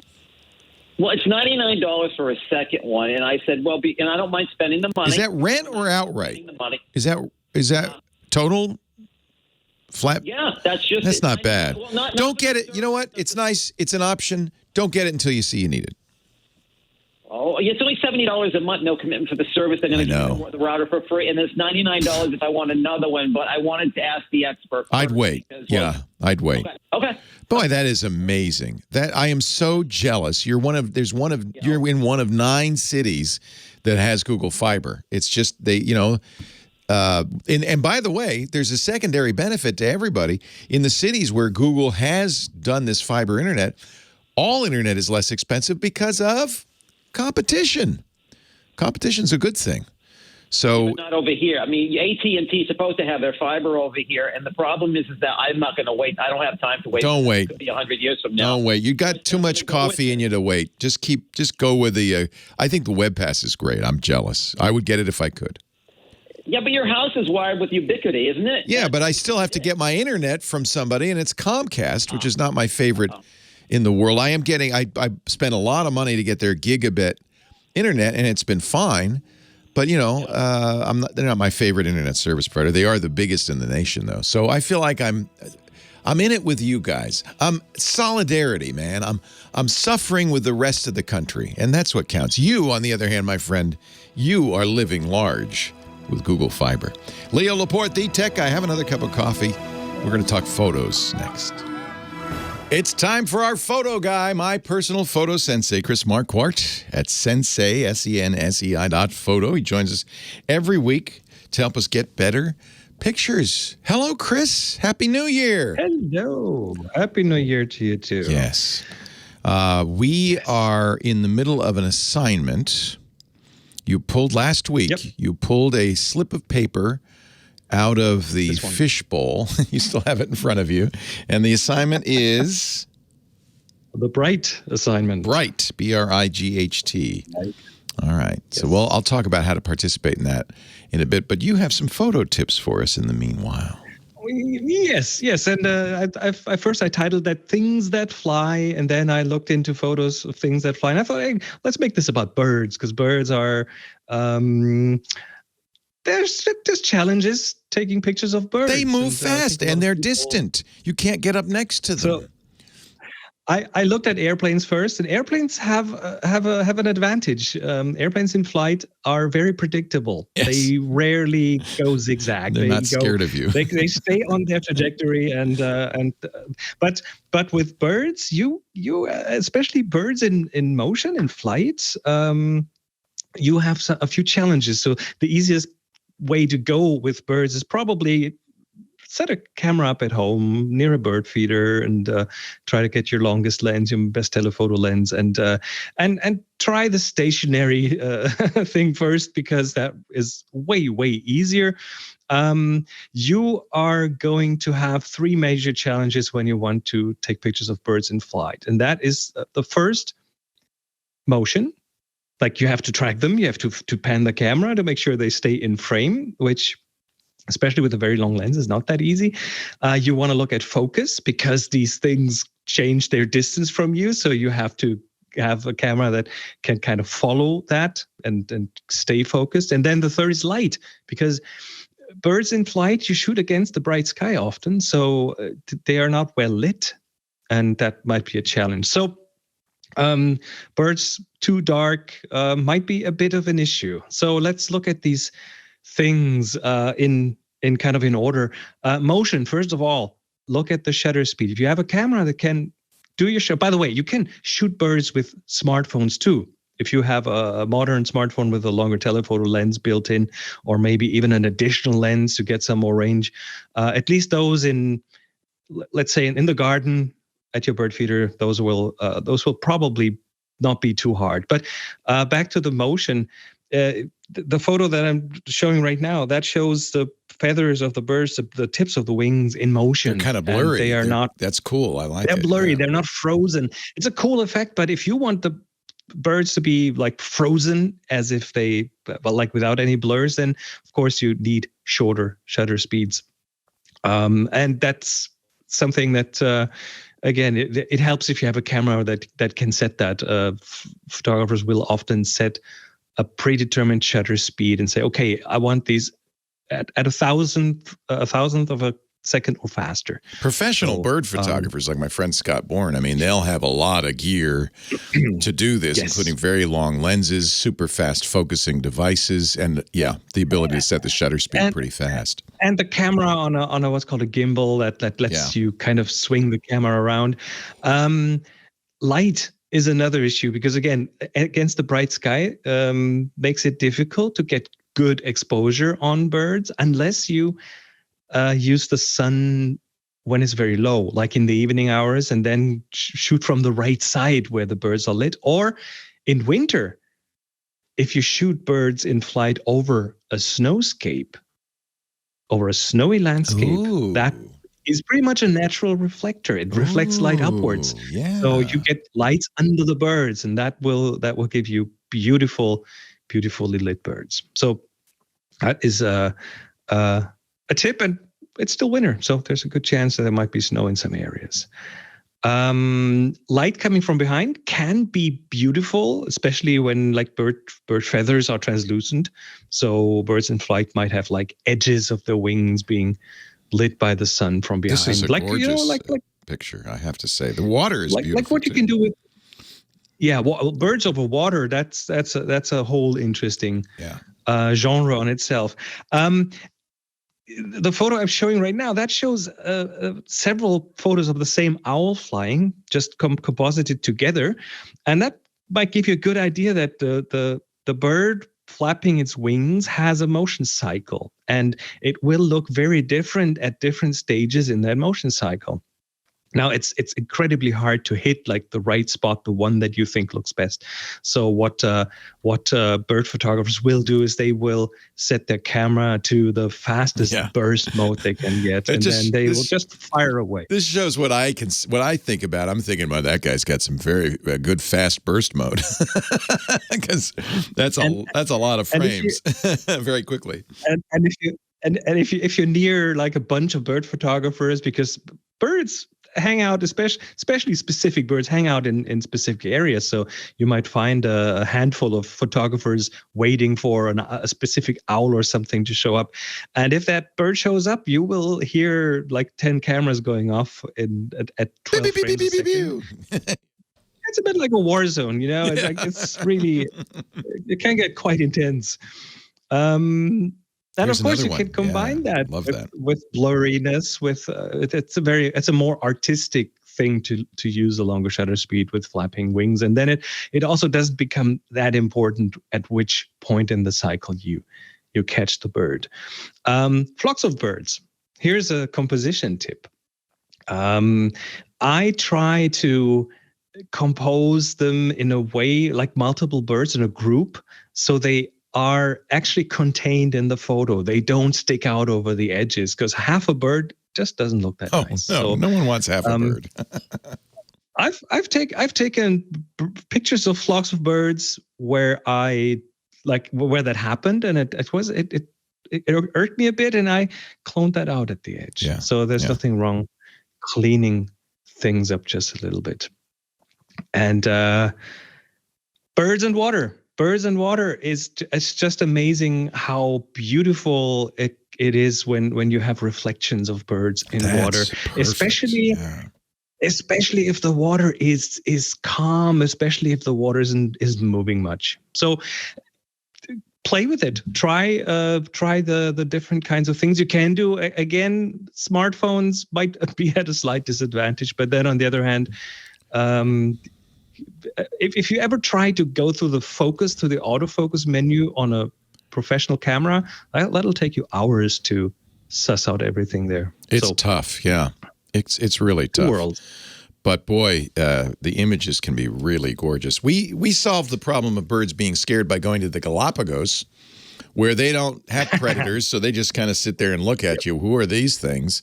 Never saw these before. That's much easier. Much easier. And I was able to get some beautiful bird images, but I had to have a long lens, a big telephoto lens. It helps. Nowadays, both the Pixel 6 and the iPhone have some pretty good telephoto, and the Samsungs, the latest ones, pretty good telephoto capabilities. So it might be possible. Now, let's talk about how you can submit to the Bright. By the way, I'll put a link to all the bird images that Chris collected from Flickr in our show notes at techguylabs.com. We've also put it in the chat rooms because if you probably want to see these images, they're really gorgeous. If you're ready to take a picture of something bright, whatever that means to you, submit it to our Tech Guy group at the Flickr site, flickr.com. Tech Guy group has about 13,000 members, so you'll know you're in the right place. Renee Silverman, our moderator, will accept it. Don't forget to tag it TGBright, TGBRIGHT, and in a few weeks, Chris will pick 3 or 4 and talk about them on the radio. Chris is at sensei.photo. That's where he does his photo coaching. And someday soon back to traveling, I hope. More photo workshops coming. Oh, yes. SENSEI.photo. And don't forget Tips from the Top Floor, his podcast. Leo Laporte, the tech guy. Beautiful shots.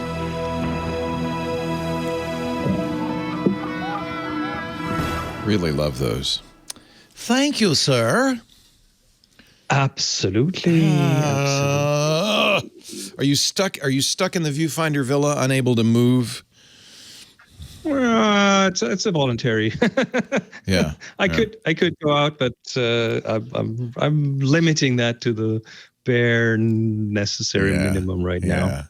I think we're gonna. We were supposed to go on a cruise in a couple of weeks. That's not going to happen. But I think we might drive down the coast. Hey, why not? Just rediscover your backyard. There's so many beautiful things in California. Well, we're lucky. Yeah. There's lots of stuff to see around here. Yeah. Absolutely. All right, Chris, have a great week. Take care. See you in a week. See you next time. Bye-bye. Leo Laporte, the tech guy. I know what you want to talk about. Tech. 88 Ask Leo. Let's go to Redding, California. Patrick is on the line. Hi, Patrick. Hello, Leo. How's the snow on Mount Shasta? Is it beautiful this morning? Oh, it's beautiful, but it's cold as... I bet it is.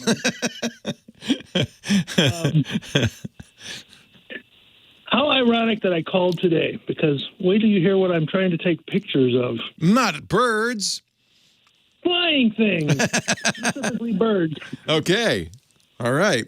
I have a tripod in my living room, and I have a bird feeder outside the window. So that's perfect because a tripod, not normally great for bird photography if they're moving, but they're sitting there enjoying that bird seed you're feeding them, so you have a great chance to shoot at them. Hummingbirds. Oh. And they're coming in, landing, eating, and I'm catching them just as they're coming in. I've got a little Bluetooth button that I can set on my butt, and as they land, I can pop the button and fire off photos as fast as possible. But the problem I'm running into is they don't come, and I, look away, and the phone is timing. The phone is, because I'm not doing anything within 2 minutes. It's timing out. The app times out. Well, the TV, the screen's not timing out. The app is timing out. Oh, so are you using a phone to trigger the camera, or are you using the phone as a camera? I'm using the phone as a camera. Oh, interesting. I'm using it's a Galaxy S21. Yeah. Excellent camera. Oh, yeah. And I spoke to you about it a couple of months ago when I got it with some other problems, but that's neither here nor there right now. Have you been able to get some good pictures of hummingbirds? I mean, can you freeze the wings and all that? Pretty close. Wow. I mean, excellent pictures as they're coming in. I mean, excellent pictures of them, like as they're. Because they're moving, not only they're moving fast, but their wings are moving really fast. So that's a testament to the quality of that camera phone. If it can get those wings frozen, that's pretty impressive. Or even just a little blur, that'd be fine. It's not bad. Oh, I'm getting excellent pictures. Oh, that's nice. And the motion, and then it has the motion pictures, but the quality of that shot is not that good. I'm preferring the quality of. So if I just pop that button with the it came with a tripod. It's a selfie thing to connect to Bluetooth. Yeah. So I just sit there and pop that button as fast as I can, and I'm getting, shots every fraction of a second. Actually, nice. Well, you would. I tell you, this is an example of how good these camera phones have gotten. Because even a year ago, if you'd asked me, I would have said, well, that's probably not the ideal tool to capture a hummingbird. I mean, you need a fast shutter, very fast shutter frame to freeze the motion. Focus has to be very precise. Do you use manual focus or are you auto-focusing? I'm still learning. I'm going to need to. That was one of my questions to you: is how can I get a video or something?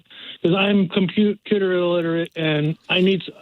So the Samsung, like most modern camera phones, has manual settings. You'll have to dig around in the camera app. Yeah. I'm just using the basic settings right now. I'm changing different stuff, and okay, this doesn't work, and this is working better. This is on just the stuff. The fact that you're getting a decent shot just that way with the auto on is really a testament to that camera. I don't know the answer to your question about the Bluetooth timing out, though. That's so you're saying. The camera screen stays on. Yeah. But you're not able to trigger it after a couple of minutes. You can't get the camera to take a picture. No, the app itself it goes away. It goes back to the home screen. Yeah. I think the camera phones do that because, as you probably noticed, as soon as you go to the camera app, the brightness goes all the way up.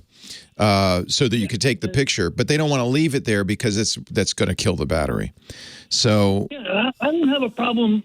Inside I'll leave it plugged in. Leave it plugged in, right? I don't have a problem with that. I've used on the camera on my other Galaxy S7. I can download apps that are for like. Spy cams or whatever. Yeah, they're better. There are other apps out there. I don't know if they're better than Samsung's camera app. And of course, that's what I want to know. Is there an app that will keep it on? Yeah, see, that I don't know. And I think that the reason that it's turning it off is, again, battery life. There's no activity. If I don't take a picture within 2 minutes, it shuts it off. It shuts it off. Almost always when it's a brand new model, you want to use the stock camera app because it's got all of the capabilities that the new hardware can handle. It takes a while for the third-party apps to catch up, but there are third-party Android apps, and you said it's an S21? Yes, Ultra. Ultra. So it's been out now for a few months, so the third-party apps may have caught up by now. I don't know off the top of my head, though, if these apps sleep or not. There's one called Expert RAW that is designed for the S21, which means it might only be in the Samsung App Store. But that sounds like the one that's going to have the most capabilities. When it says RAW, you understand it's saying I'm not going to use any of the auto features, the JPEG features. I'm going to let you really get down to the hardware, which is what you want. It may mean that you have to go in with a photo editing program and tweak it a little bit. Again, I think that's what you're going to want. But as for, I'm going to have Scott, my niece's brainiac. You want it. You know what? This is a great project. You're taking the pictures. Well, yeah. Yeah. I can point him in the right direction. Here, show me how to use this. Oh, yeah, there you go. Yes, teach a man to fish, and he'll have great hummingbird photos. Right, exactly. So Expert RAW is on the Samsung store. It's free. It's from Samsung. So it is going to absolutely be the one that'll give you the best control, but whether it will keep from turning off, I just don't know, because that's not something they typically put in the specs. Never turns off. Because again, it's because they're brightening out that screen so bright that really can. But you're exactly right. You're plugged in. You don't care about that. Anyway, I'd at least try that. That's in the Samsung Galaxy Store, Expert RAW. And at least of all of the camera apps, that's the one most likely to take advantage of all the features of the S21. It actually requires the S21. So I'd at least go look at that. And if Samsung's smart, there may be a setting in there that says, do not sleep. You should also check, you're saying the display does not turn off. It's just that the camera app quits. Correct. Yeah. Yeah, I suspect. I can change my display to turn off at 10 minutes or whatever. Yeah. You know. Yeah, so it's not that the display's going off. It's this morning. Yeah. I timed it this morning, and right exactly at 2 minutes, the app shut off. Yeah. I'm sure that's to protect the battery. Looking at, I don't know off the top of my head if there's a setting in the factory app. There may be not to turn off. I looked. I couldn't find anything about timing out the screen or anything. Yeah. I looked all through settings, and I even got Samsung Pros on the phone yesterday, and they didn't know. Came back to it. Must be touch sensitivity of the phone.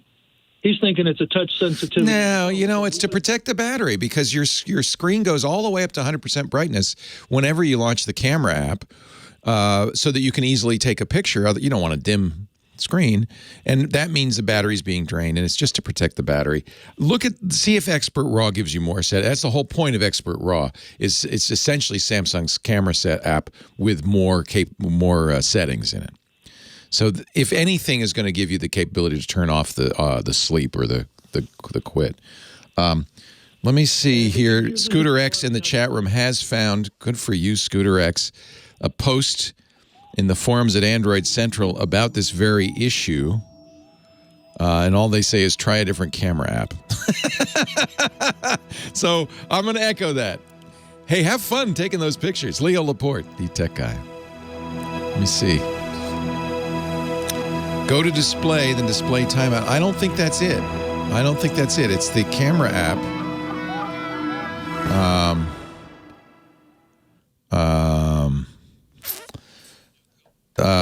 Keep screen on in the Play Store. I don't think that's it. I think it really is that the camera app it's not an issue with screen timeout. The app closes to save battery. I'm reading this thread. We'll put a link in the show notes to this Android Central thread. Even random note here from one poster, even the ancient Note 3 auto closes the camera app after 2 minutes. It's exclusive to Samsung's app. The Moment camera, here's one. Moment stays open beyond 2 minutes, will not close. The Google app stays on. So other apps stay on. It's the Samsung app that doesn't. Moment is one. And then there is the Google Camera app, which normally does not come on non-Google phones, but people adapt it and make it available for download. You won't be able to get that in the Play Store, but if you Google Camera app for Samsung S21, you can find one. Hans Hom in this thread says, I have a solution. Install an auto-click program and say, tap the screen once every minute. I tested it. It works. You need a mouse jiggler. That's a little above my Anyway, look at this thread, because it actually is interesting to read. There's programs like Click Assist, Auto Clicker, Tapper, and what they're designed to do is keep the thing alive, the screen alive, but will also, because it'll tap that camera phone screen every minute or so, keep the camera open. That's another option. So third-party apps sounds like, and by the way, other phones do the same thing. It's totally to save battery. Other apps might not have the same, and the two that they mention in this thread are the Moment, M-O-M-E-N-T, and the Google Camera app, which you'll have to find elsewhere because Google does not make that available in the Google store for Samsung. I don't think so. Maybe it does. I don't have my Samsung here, so I can't check. But okay. Have fun. And if you get some good pictures, send them to me. I want to see them. Well, I've already gotten quite a few. That's awesome. And how could I share them with you real quick? Just email leo@leoville.com.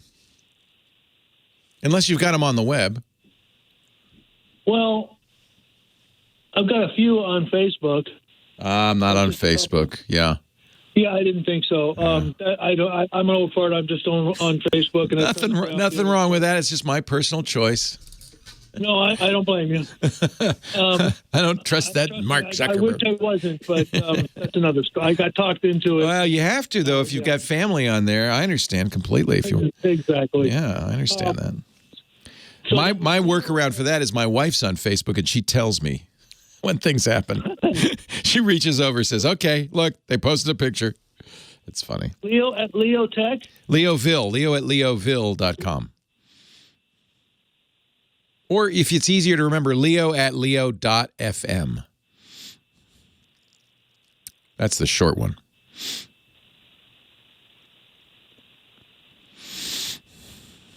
Okay? Okay, I will send you some. Hey, good. I can't wait to see him. Thank you, Patrick. My wife's family lived up in Redding, and we used to go up there all the time, both in the summer and the winter.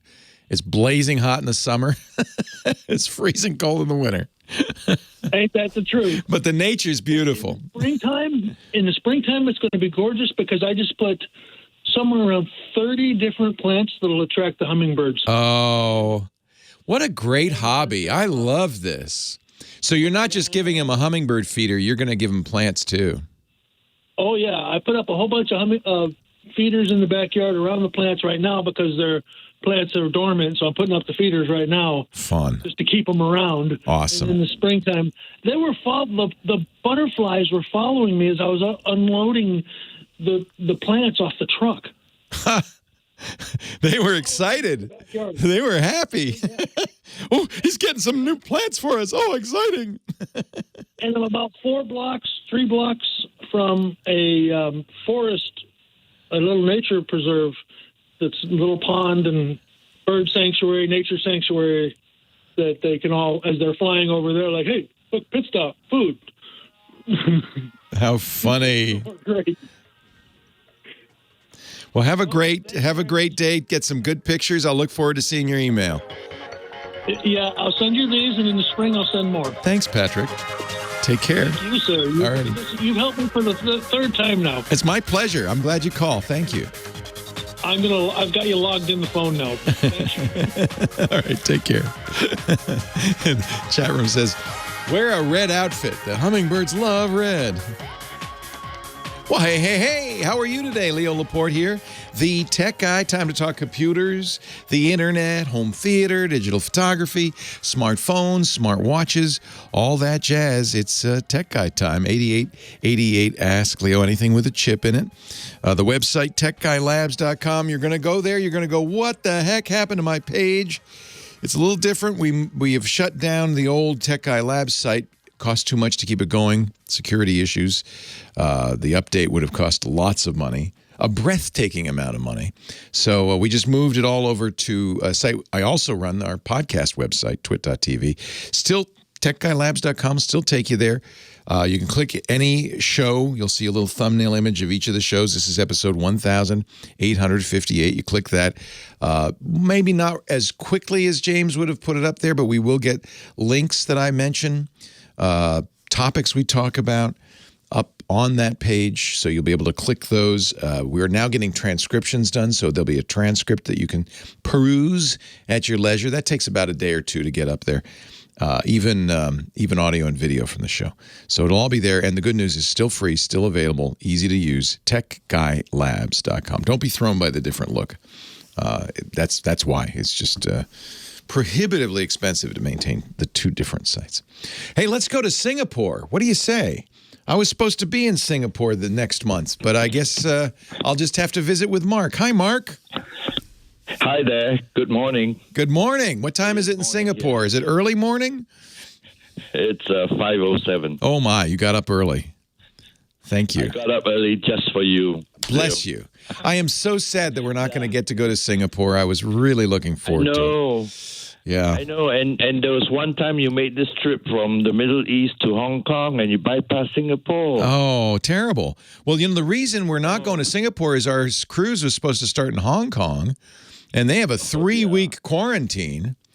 But so they just canceled the whole cruise. But I'm actually very much we'll be in Singapore as soon as we can because I love Singapore, and I haven't been there in 20 years. There've been a few changes since I've been there. A few. The skyline is completely different. Anyway, No kidding. Yeah. I wonder why. Yeah. Have you lived there your whole life, Mark? Yeah, I'm a native-born Singaporean. I've been to the U.S. many, many, many times. Yeah. I used to be in the Singapore Air Force and we trained a lot in the U.S. Oh, cool. Out at Phoenix, out at Central California. Well, and subsequently made a lot of visits to other places in the U.S. Nice. Well, I'm glad you listen in Singapore. I'm jealous because the food in Singapore is the best food in the world. It's just incredible. The cuisine is so amazing. Well, you have to let me know. I will. Coming up in Singapore because I will definitely be your volunteer, fully dedicated tour guide. Awesome. I can't wait. Now I really have to go. Well, in return, what can I do for you today? Okay. Well, just to be just to check up on the records, I was a caller the first time on episode 1512. So here am I again. Wow. 300 some episodes ago. Yeah, 3.5 years ago. Actually. Yeah, that's right. Yeah. Yeah. So here's a question. My wife upgraded her phone to a Samsung S21. Yeah. And on the Google app on the phone, each time she opens it, she gets all Chinese news. Yeah. Everything in Chinese. In her settings, she has put it in as English only as the preferred language. So it's driving her nuts. And what she's done as well is check on her Microsoft SwiftKey keyboard, which she installed for the phone. And is that in English or Chinese? That's in English, UK English, but that keyboard also has facilities for a Chinese keyboard and a Korean keyboard. Mm-hmm. So she has uninstalled the Chinese keyboard. There you go. Microsoft SwiftKey. It's funny because Singapore is not Chinese. So Google's making a silly assumption that is just incorrect. But the phone, so yours is not doing that, I take it. Is yours in English? No, mine is in English, and I also use Microsoft SwiftKey keyboard. Yeah. But so I suspect the problem, there's two possible things. Obviously, the phone thinks you're in China, not in Singapore. The first thing is when you get the phone, there are different regions for those phones. Samsung has a phone that they make for the Americas, for Europe and the Middle East, for Asia. I would suspect that your wife got a Chinese version of that Samsung phone. No, this was going on even in her previous phone. Okay, so that's one thing to be aware of, and it actually happens all over the place, especially with Samsung phones because they have so many different versions. Here in the States, I've purchased, for instance, Samsung phones from the Australian region, and the radios are different. Fortunately, they still speak English, so I didn't lose the language. But we can have a debate about that. Not an easy language. But now Singapore, everybody speaks English, right? What is the national language? Pretty much so. The lingua franca is English. English, okay. But there's a lot of Malaysian, I know. But there are 4 official languages, so you can communicate with the government in 4 languages. Wow. It's kind of like Canada. It's cool. I think that's Fantastic. So one thing to do is to look at the region settings. You can change your Google Play Store, which it may be somewhere it's getting region settings that are wrong. It would not be in Chinese no matter what, I think. Even if it knew you were in Singapore, I don't think it would choose Chinese as the default. So the phone was bought from the Samsung store in Singapore. So it should be the Singapore version of that phone. Yeah. You might take it to the Samsung store and say, hey, what's going on here? There is a setting I'm sure that they can change. Look in the Google Play Store under the settings in device preferences. You can choose a country. Now, that's obviously going to change the Google Play Store, but it may be, because it's running Android, it may be looking at that setting for all of the Google apps. Google Search has the same problem. They'll try to do a geolocation on your IP address with Google Search, and now in this case it's not a problem, because when it says, "Oh, you're in Singapore," it's going to give it to you in one of the 4 languages. But if you were in China, it would give it to you in Chinese, and this happens all the time. You get Google.HK instead of Google.SI or whatever. So.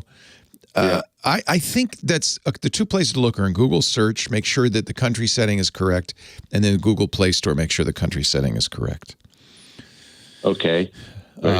Yeah. And then if none of that works, take it to the Samsung store. They must be used to this, and say, fix it.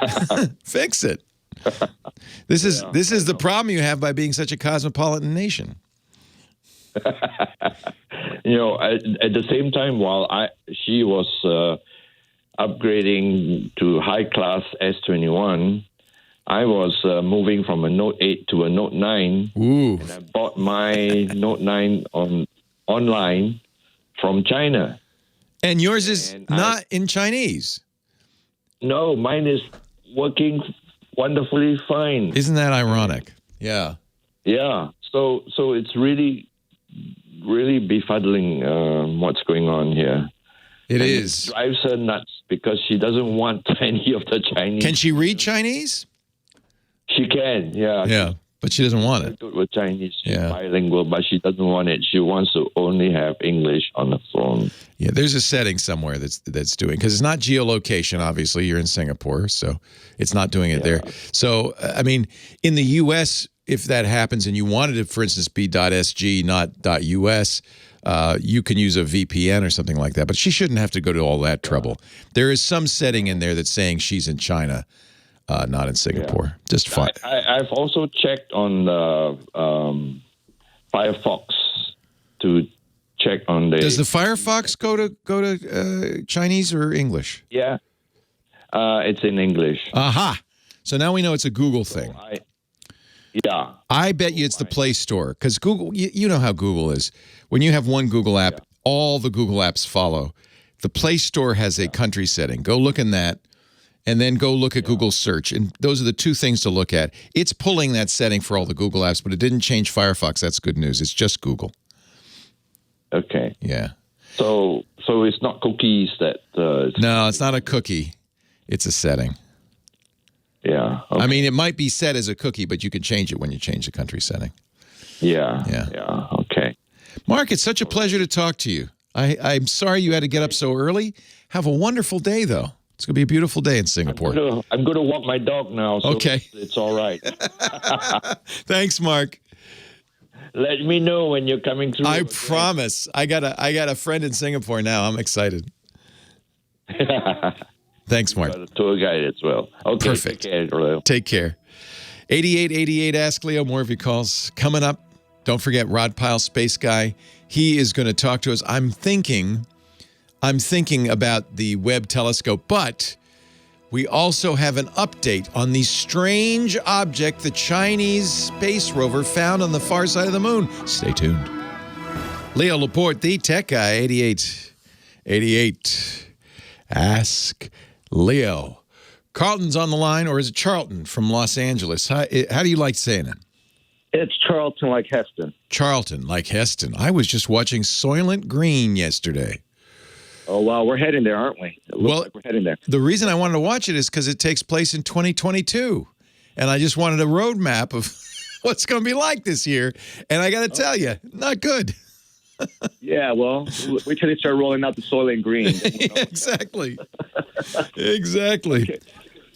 Real cool. I really do appreciate you taking my call, but I don't know if it was intentional, but I did notice you got some hot mic issues because I hear the commercial and I'm hearing a lot of like crosstalk within your crew, but I don't know if that's part of your show, but you got a hot mic. So when you're listening, when you're on hold, you're hearing all the stuff that's going on, including my conversations with Professor Laura, and yeah, her mic sounds terrible, but she's not on the air, so it doesn't matter.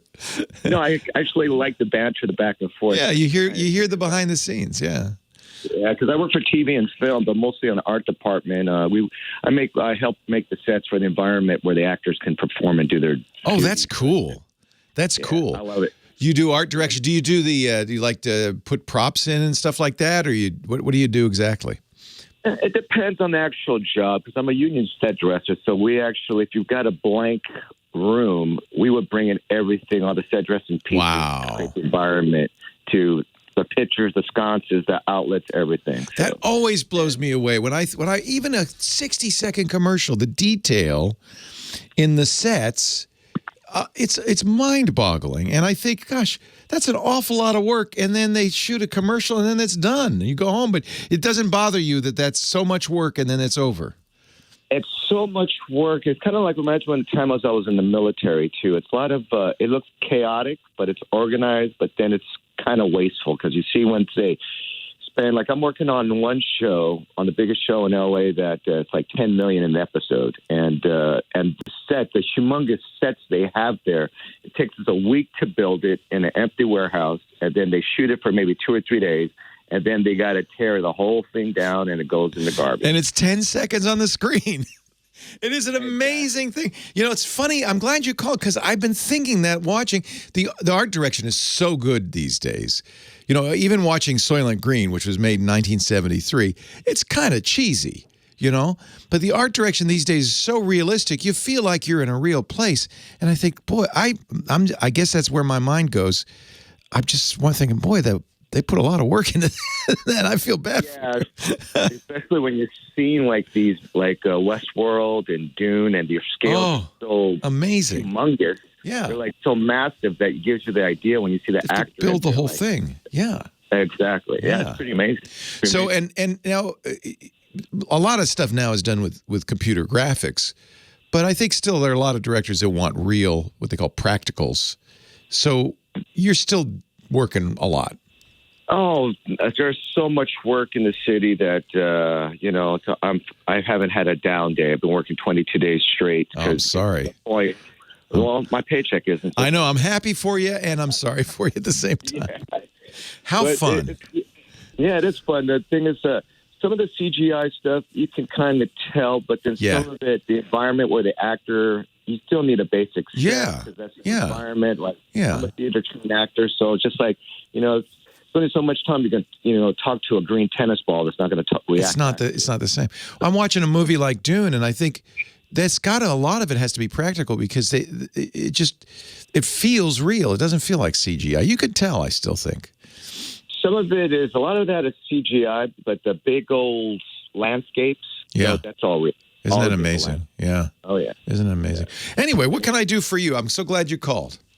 Well, I've been talking to a couple of techs, and I just really need to wrap my head around that. So when I'm not working for TV and film, I actually do my own comedy shows and events. Nice. And because of COVID, thank you. And because of COVID, we had to shut down like my open mics and stuff. So I converted my garage into a studio, and I have a podcast room that I have too. But then when I do events and go on to venues, what I'm looking is to get some mounts to do live streaming. Podcast is one thing. I want to be able to archive that. But I want to be able to do shows where I could do my live stream comedy shows in my garage. And if I ever need to get the cameras, leave the mounts there and the wiring there, and just pick up the cameras and put them in the podcast room. And then if I ever needed to go to a venue, I could just bring up my portable, looking for a 3-camera setup, kind of portable, maybe anvil case. I'm not too sure which to go with the cameras, whether USB or HDMI for the quality. I want to be hardwired and patched into everything because I don't want to do any glitches. Yeah.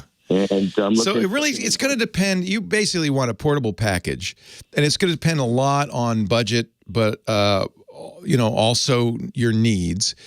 I would say in general, Blackmagic.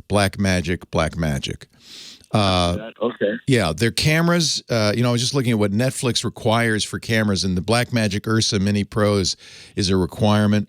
But they also have switchers, hardware switchers, the ATEM switchers that can be very portable and are very good. I honestly think Blackmagic is at least value for dollar going to be the direction you want to go in. I am not an expert in this though, but I am going to point you to some experts who are on the air 24/7. My friend Alex Lindsay, who does this for a living, has a streaming thing he calls Office Hours, which started just a few hours in the morning, is now pretty much 24/7. officehours.global is the website. They cover everything, audio, video, and everything. But the best part is you can go in there and you could say what you just said, and you'll have 10 people who are working in Hollywood production, who are working in podcasting from all over the world, chime in and say, well, here's what we use. And I think they're going to be the experts. Leo Laporte, the tech guy. Let's talk space right after this. Hello? Yeah, I think Office Hours is the place to go. Alex is but I know Alex is a big Blackmagic fan. Okay, that's great because basically what I have to work with, I got that Zoom Pod Track 8 where it has like built-in sound. That's a really cool device. I'm familiar with that. Yeah. Yeah, it's got the SD card, which I like. But my thing is, how will I go about pairing the audio with the video if I'm doing exactly? You're recording it separately. Yeah. Right. So this is you. I am the wrong person to ask. Even though we do a lot of this, and I did it in the early days, I did it myself. The early days was 15 years ago. So I have people who do this now. But the king of all this is Alex Lindsay. He really knows. And the Office Hours have some of the most amazing people in there. I wouldn't on the weekends they do weird stuff like cooking and things. But you could try going in right now. They're always there. But Monday, tomorrow, absolutely, there'll be a chance to ask questions. Just go to the website. There's a link to it's a Zoom meeting, and it's on all the time. It's amazing. And you could say this, and they would love it because they would dig down into it. Well, what do you want to do? Okay, well, how about this and this? And they know everything. Oh, that's great. Because then how to be in contact with Mr. Is there a phone number where I can reach out to him? No, just go to officehours.global. You don't want to call him. Just ask in the office hours. There's a Zoom call.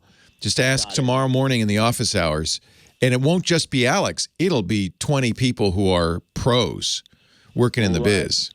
Yeah. That's great. I'm looking at somebody maybe could help me build it. If you bet. Anybody could come out to help me build it together because I'm looking for something I could put in an anvil case and I could just. Yeah. Well, so for instance, I have an ATEM Mini, which is little.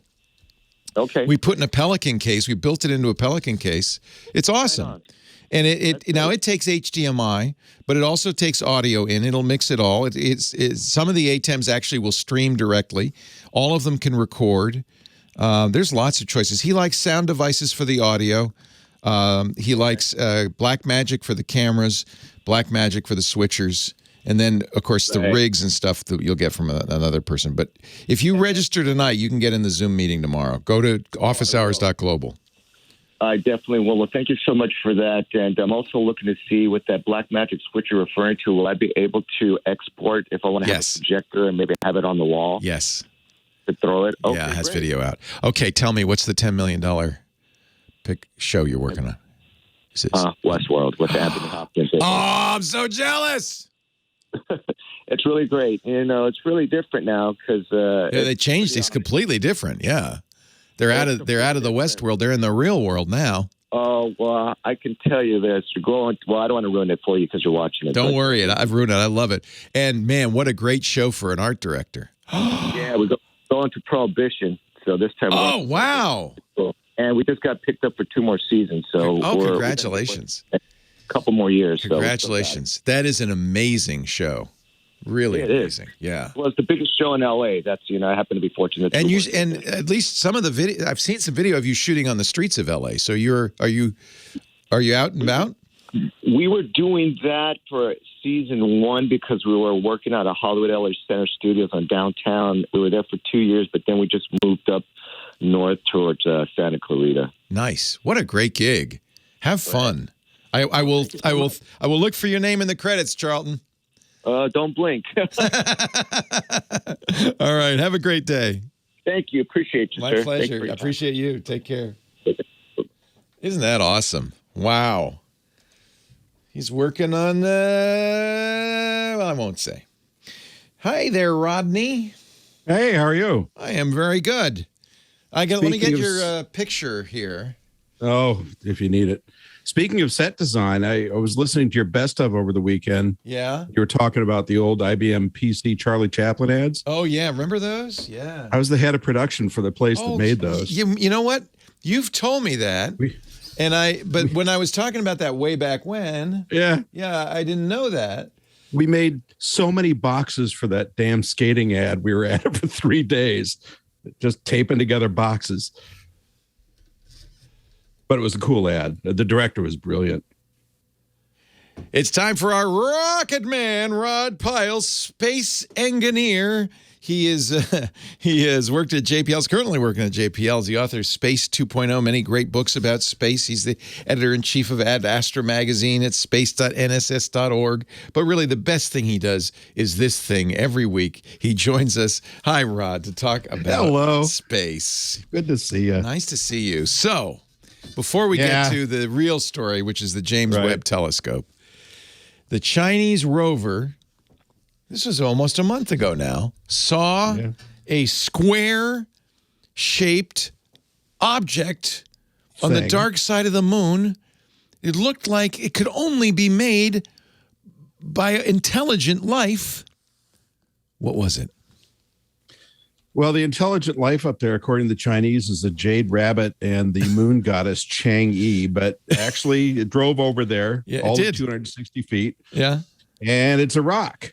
Oh. And it's not a very interesting rock. It's not even very square, to be honest with you. No, it's not that big. You know, I looked and looked. I can't find a measurement of it tallied anywhere, but it looks to be maybe 18 inches, just gauging from what the soil looks like there, but it's hard to tell. So somebody looked at that and said, okay, we're going to name that Jade Rabbit because it looks like a rabbit eating carrots. No, it does not. Oh, really? So, you know, these are the same way we get faces on Mars and Sasquatch on the moon and that kind of stuff. But okay, you know, interesting. So it's far from what the Chinese called it, which was the mystery hut. The mystery hut. It's just a rock. Well, and that points to another thing, which is, this, unlike NASA, they've kind of been doing a fair amount of clickbait. They have a big public relations operation that sends to Instagram and Facebook, both of which are banned in China, by the way, to try and get traction in the West with these clickbaity titles about, we found a gel-like substance, which turned out to be melted glass and other things. So, but to their credit, this rover's gone about 3 times as long as the Soviet lunar rovers. So, they're doing some good work. They just need to tone down the nature of it. You two just found a space rabbit, not a space hut. But there is some real science being done and some very exciting science.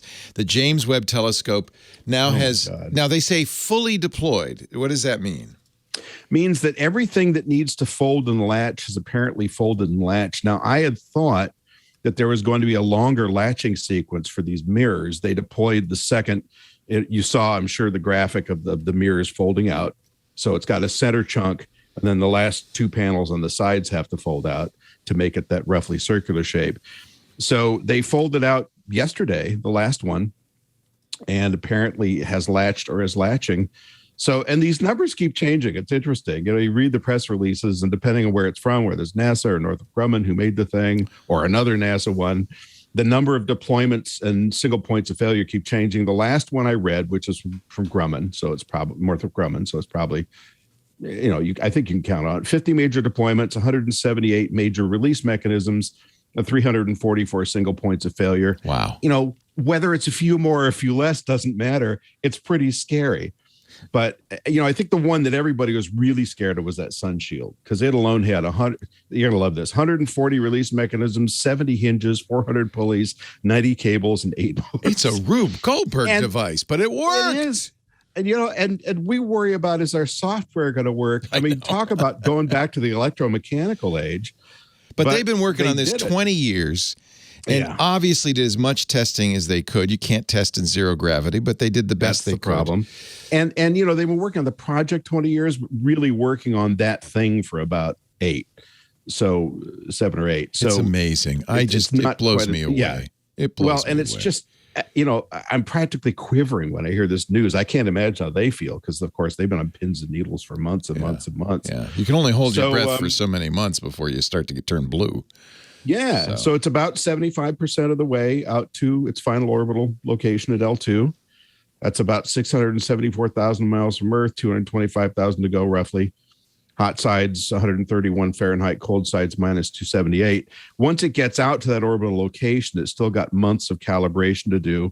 And that's a little scary because things can still go wrong. Well, we remember the Hubble where when they calibrated it turned out to be blurry.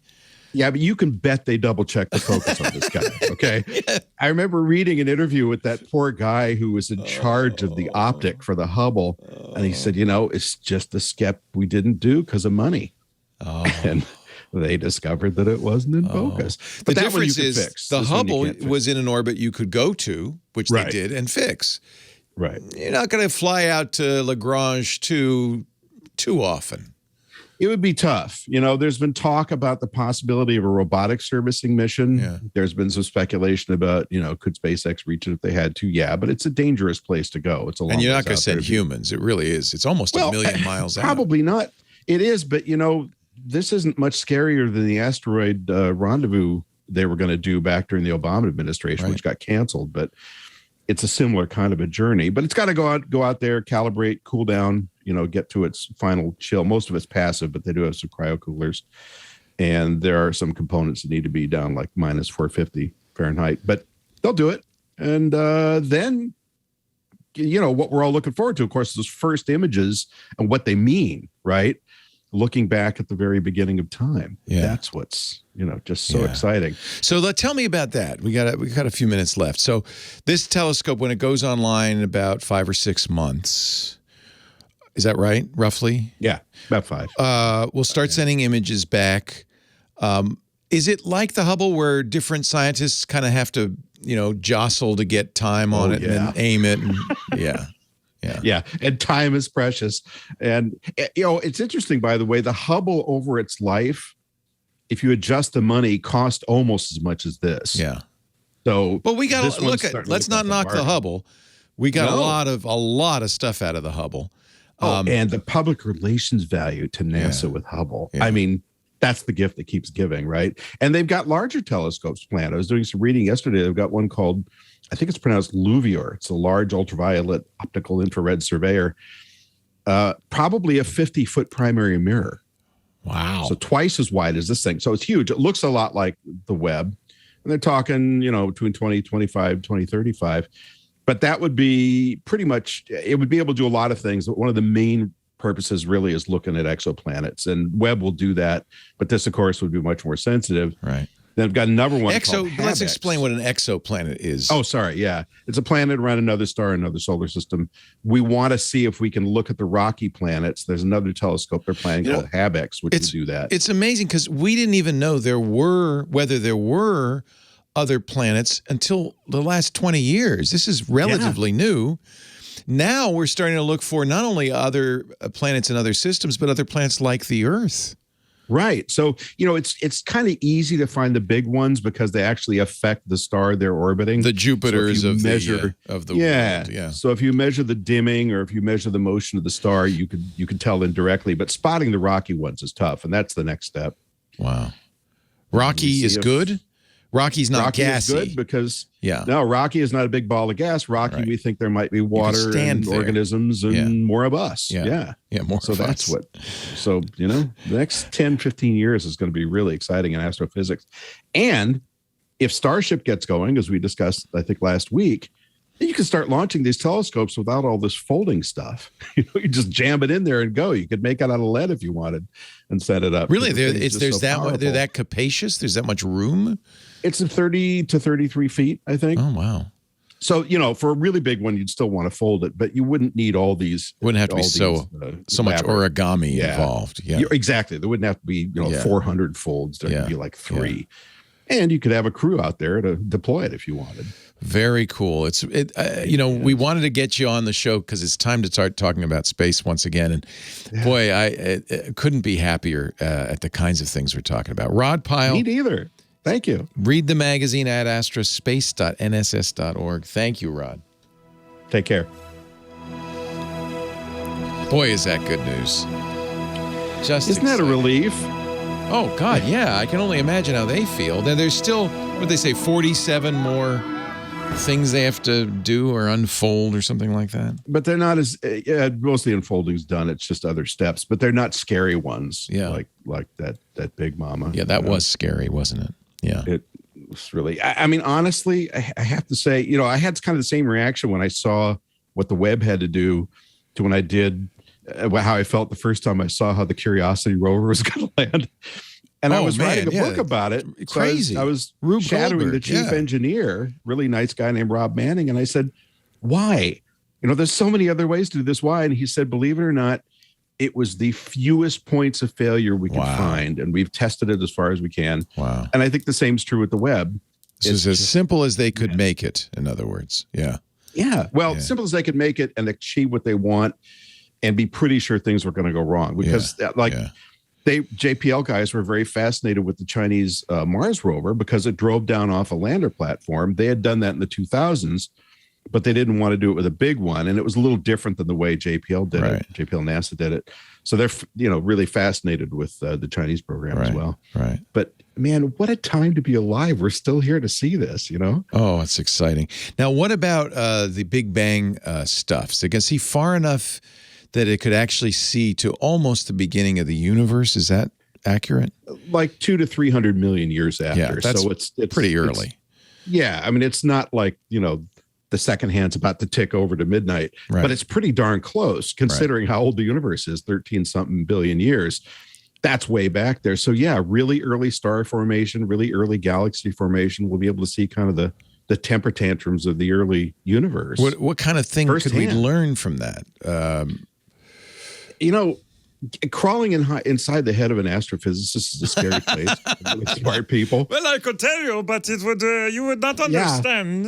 I studied this stuff at UCLA in the 70s, and of course, all that's nonsense now for the most part. But you find out about the early makings of the universe, and we answer a lot of questions about how we got here. I can't wait. It's so exciting. It's that and the exoplanet thing. And by the way, that HabEx I told you about, that HabEx telescope, that's actually going to have a star shield extended out from the front of it. So you've got the telescope tube, and then you've essentially got a disc that looks kind of like a sunflower, a daisy out however many hundreds of feet in front of it. And that blocks the light from the star so you can see the faint planets around the edge. So it's not very big, but it's going to be really, really effective. Interesting. It's a little mini eclipse it'll be creating. Yeah, exactly. Yeah. Exactly. How cool. Yeah. All right, Rod, you don't have to call in so early. You poor guy, you've been on the phone for 45 minutes for a 7-minute segment. But I'm going to listen to you anyway. So okay, well, if you don't mind. Anyway, it's nice. Not at all. And I love your background. Thank you. All right. Take care. See you next week. Bye-bye. Bye. Thank you for letting me be your tech guy on this lovely weekend. Leo Laporte, the tech guy here. Of course, thanks to the folks who make this show possible, chiefly Professor Laura back at the mothership. She's pushing the buttons, playing the music, our musical director. Thank you, Professor Laura. Thanks to the phone angel, Kim Schaffer. She answers the phones, gets you on the air. Thanks most of all to those of you who listen, those of you who call. Couldn't do the show without you. We do have a few more minutes, so let's do a few more calls. I've got Christy on the line from La Habra, California. Hi, Christy. Hi, Leo. How are you today? I am great. How are you? Well, I'm good, and I'm really hoping you are smarter than Honda Corporation. I don't know about that, but go ahead. Well, I couldn't figure out why my clock on my car dash is an hour off all of a sudden. All of a sudden? I thought, well, I didn't. Yeah, one day came out and went, oh, it's not 2:47, it should be 1:47. So it's an hour earlier. An hour later. Later. It thinks it's an hour later than it actually is.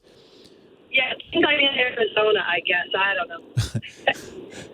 Yeah, maybe it does. Yeah. Because, of course, now this didn't happen when we ended daylight saving time back in November, did it? No, it did not.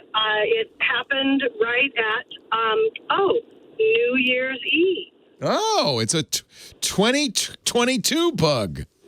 2K22. What's the date? Just out of curiosity, do you have a date anywhere on your car? No, it does not tell me the date.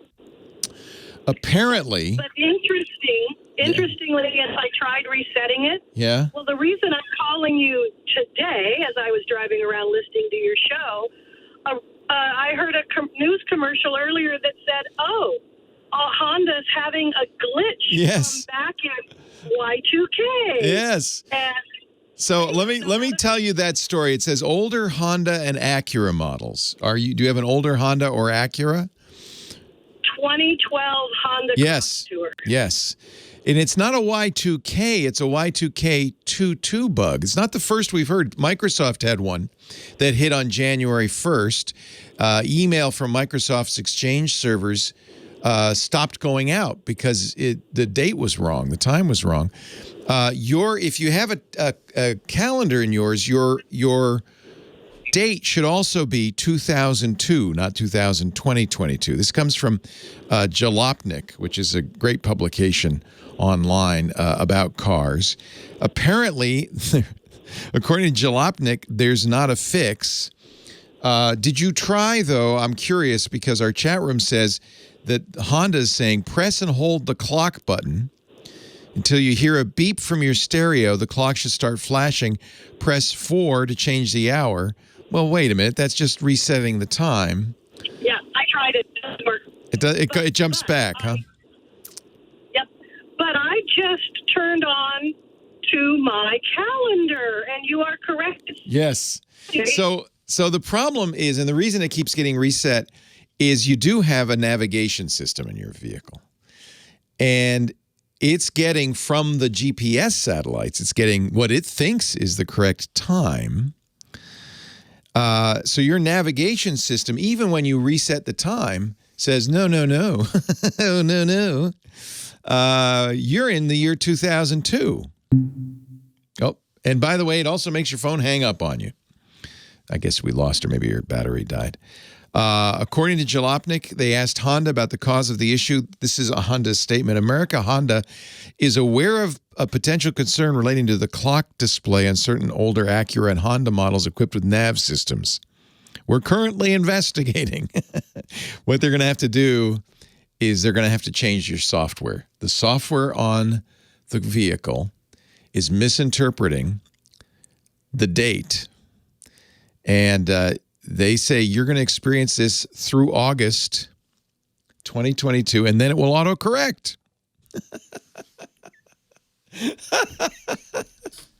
And it's not just, by the way, in the U.S., because I see also in the U.K.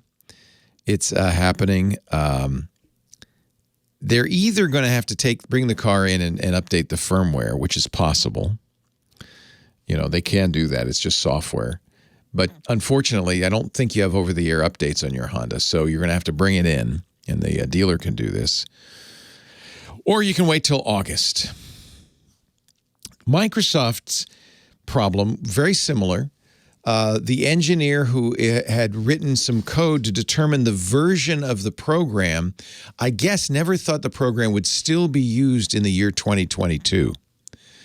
So he set it up that it couldn't get to 2022. It used, a calculation that meant it would always be forever 2021. Microsoft's fix for this, maybe Honda will do this, was to say, okay, it doesn't ever turn to 2022. We just go to December 32nd, December 33rd, 34th, 35th. We are currently on December 40th, 2021 on these Microsoft servers. That was the fix. Maybe Honda will do the same thing. Sorry that's happening to you. There is no fix. It's the GPS. It's the GPS, and they're just misinterpreting the data they're getting from the GPS. It's hard to know exactly, but apparently, it's misunderstanding. It was set up in such a way that they didn't ever think you'd get to 2022, I guess. Weird.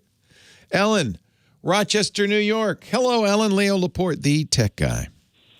Oh, hi. Thank you for taking my call. Thanks for calling. I'm a 73-year-old semi-literate, very computer person, and I have an iMac 10 who will not allow me to get into my emails. It says Frontier Captive Portal. And it says you seem to reach. You've heard this before? No, but I know what a captive portal is. So your internet service provider is Frontier? Yeah. Okay. And it says you seem to have reached this page by mistake. Yes. Depending on the program you use, it may be necessary to clear your cache or restart your browser in order to access the web. A captive portal, when you go to a coffee shop and you try to use their Wi-Fi, you get a page that pops up that says, well, you have to agree to our terms of services first. That's a captive portal. It's a broken system, but unfortunately one that's widely used. It's not something Frontier should be using on a home router ever. So it's probably an issue, I'm going to guess, with the Frontier router itself. So a couple of things I would do. What version of Mac OS have you gotten to? As an older Mac, can you get it to a more recent version by any chance? Do you know? Let's see. I have the model number A14 141B or 141A. Okay.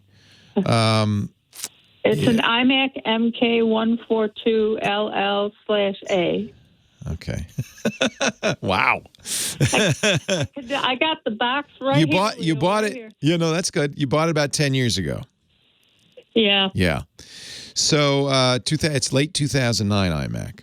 So you probably aren't getting the latest operating system. I don't know if that would fix that or not. I think this is actually an error in the router. So what I would suggest you do is you go over to your Frontier, the box that's connected to the cable? Yes. Unplug it. And while you're doing that, unplug anything else that is it connected? Sometimes you have a dual cable modem and router. Sometimes you have separate devices. Unplug them both. If you've got two, unplug the one if you do. Wait 10 seconds, plug it in again, then try again. And I'm going to hope that that's going to fix it. Unfortunately, if it doesn't, we're out of time. But I will be back next week. I want to thank you all for being here. And I wish you the best. Have a great, safe Geek Week. Leo Laporte, the Tech Guy. Well, that's it for the Tech Guy Show for today. Thank you so much for being here. And don't forget, TWiT, TWiT. It stands for This Week in Tech, and you'll find it at twit.tv, including the podcasts for this show. We talk about Windows on Windows Weekly, Macintosh on MacBreak Weekly, iPads, iPhones, Apple Watches on iOS Today, security on Security Now. I mean, I can go on and on and on. And, of course, the big show every Sunday afternoon, This Week in Tech. You'll find it all at twit.tv. And I'll be back next week with another great Tech Guys show. Thanks for joining me. We'll see you next time.